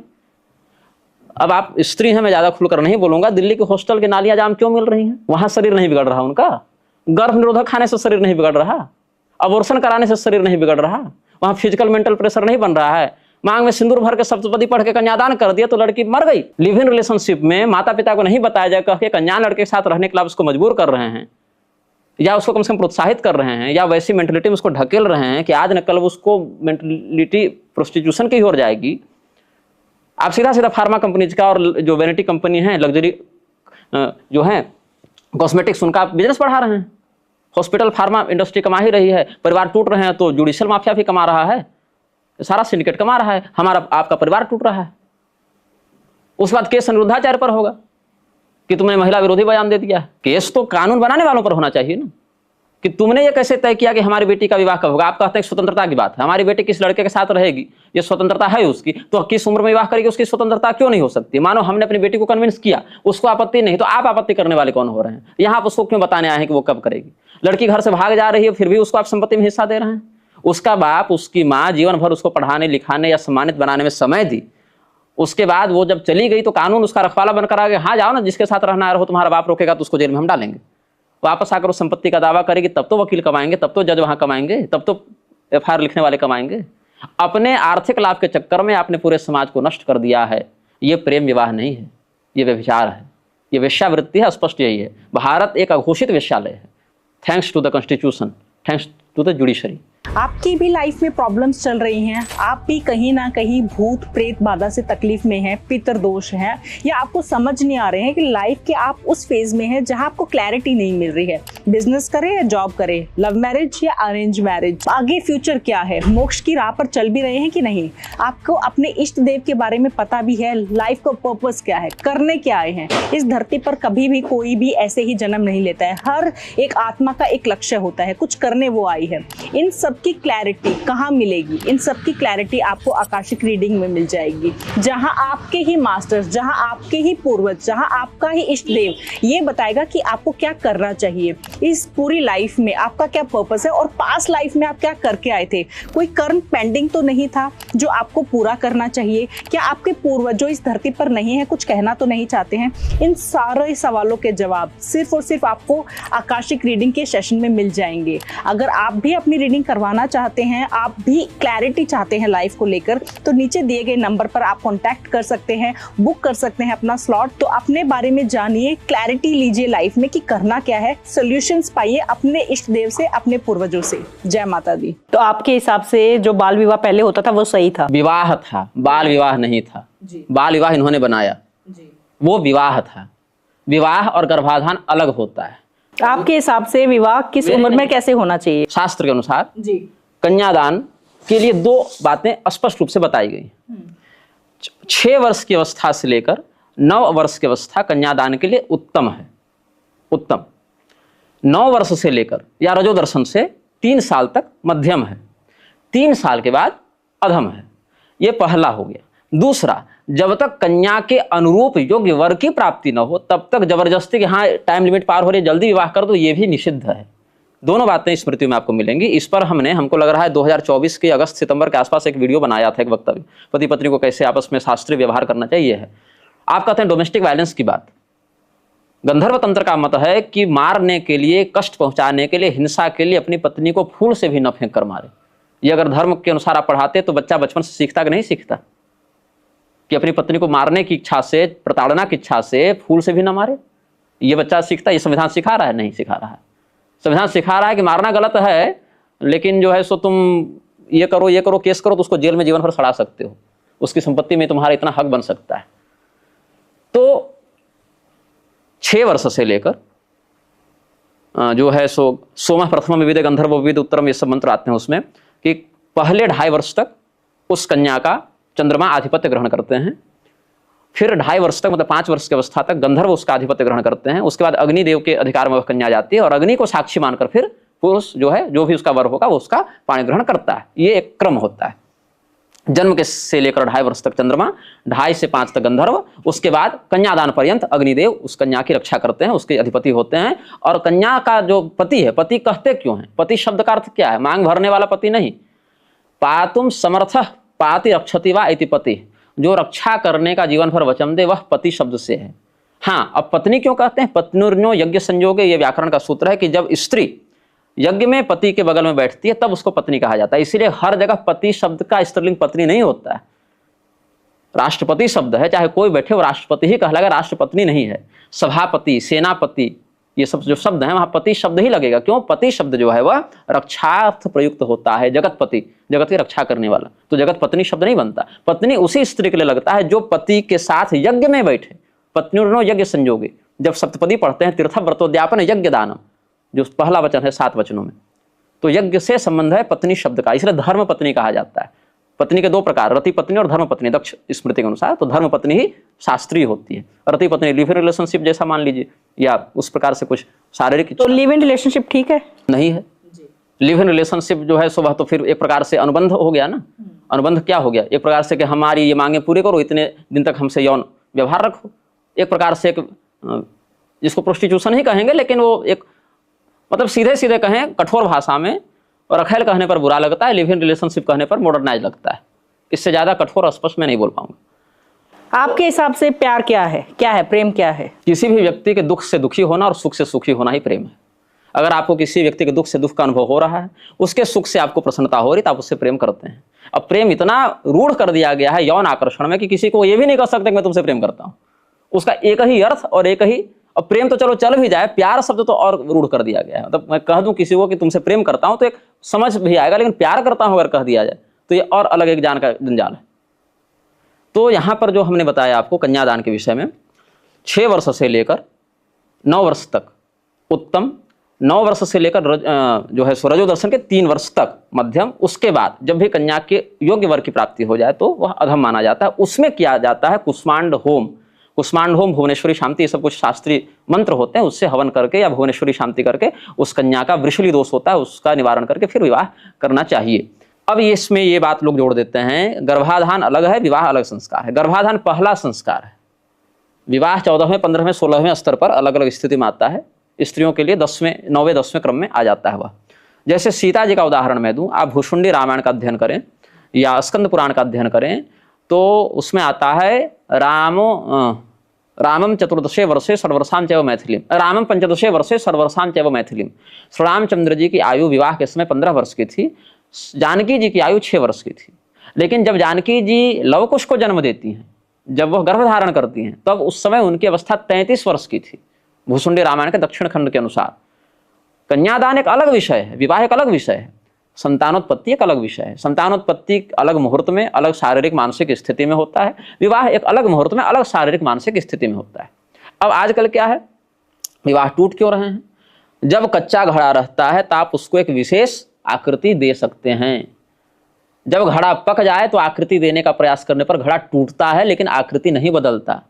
25 साल की उम्र तक स्त्री और पुरुष अपने जीवन को एक सर्कस मान लेते हैं कि जितना ड्रग ले लो, जितना व्यभिचार कर लो, माता पिता के पैसे पर जितना ऐशो आराम कर लो, और 25 साल के बाद उनको होश होता है कि अब हमको सेटल होना है। सेटल होने के लिए जब वो एक पार्टनर का चयन करते हैं, उस स्थिति में दोनों का घड़ा तैयार रहता है, एक मेंटल प्रिपरेशन हो चुका था कि हमारा व्यक्तित्व ऐसा ही है, दूसरे के साथ वो एडजस्ट कर नहीं सकते हैं। माता पिता या किसी अभिभावक का कोई अनुशासन उनके जीवन में बचता नहीं कि उनकी बात का सम्मान रखते हुए हम थोड़ा सा अपने व्यवहार में सुधार करें। उसके बाद तुरंत तलाक, तलाक के बाद 10 तरह के प्रपंच दोनों पक्षों से होते हैं। तो ये समाज को तोड़ने के लिए ही ये सब इस प्रकार का जाल बुना गया है समाज को, ताकि आपके किसी भी स्थिति में जीवन यापन करने पर सीधा सीधा आपकी कमाई का और मानसिक ऊर्जा का एक बड़ा जो स्रोत है वो सरकार के हाथ में रहे, नियंत्रण में रहे। प्रोडक्टिव न बने समाज। अगर समाज प्रोडक्टिव रहेगा तो लोकतंत्र बहुत अधिक दिन सुरक्षित नहीं रहेगा, क्योंकि नेताओं का ये सारा नाटक जनता तुरंत समझेगी।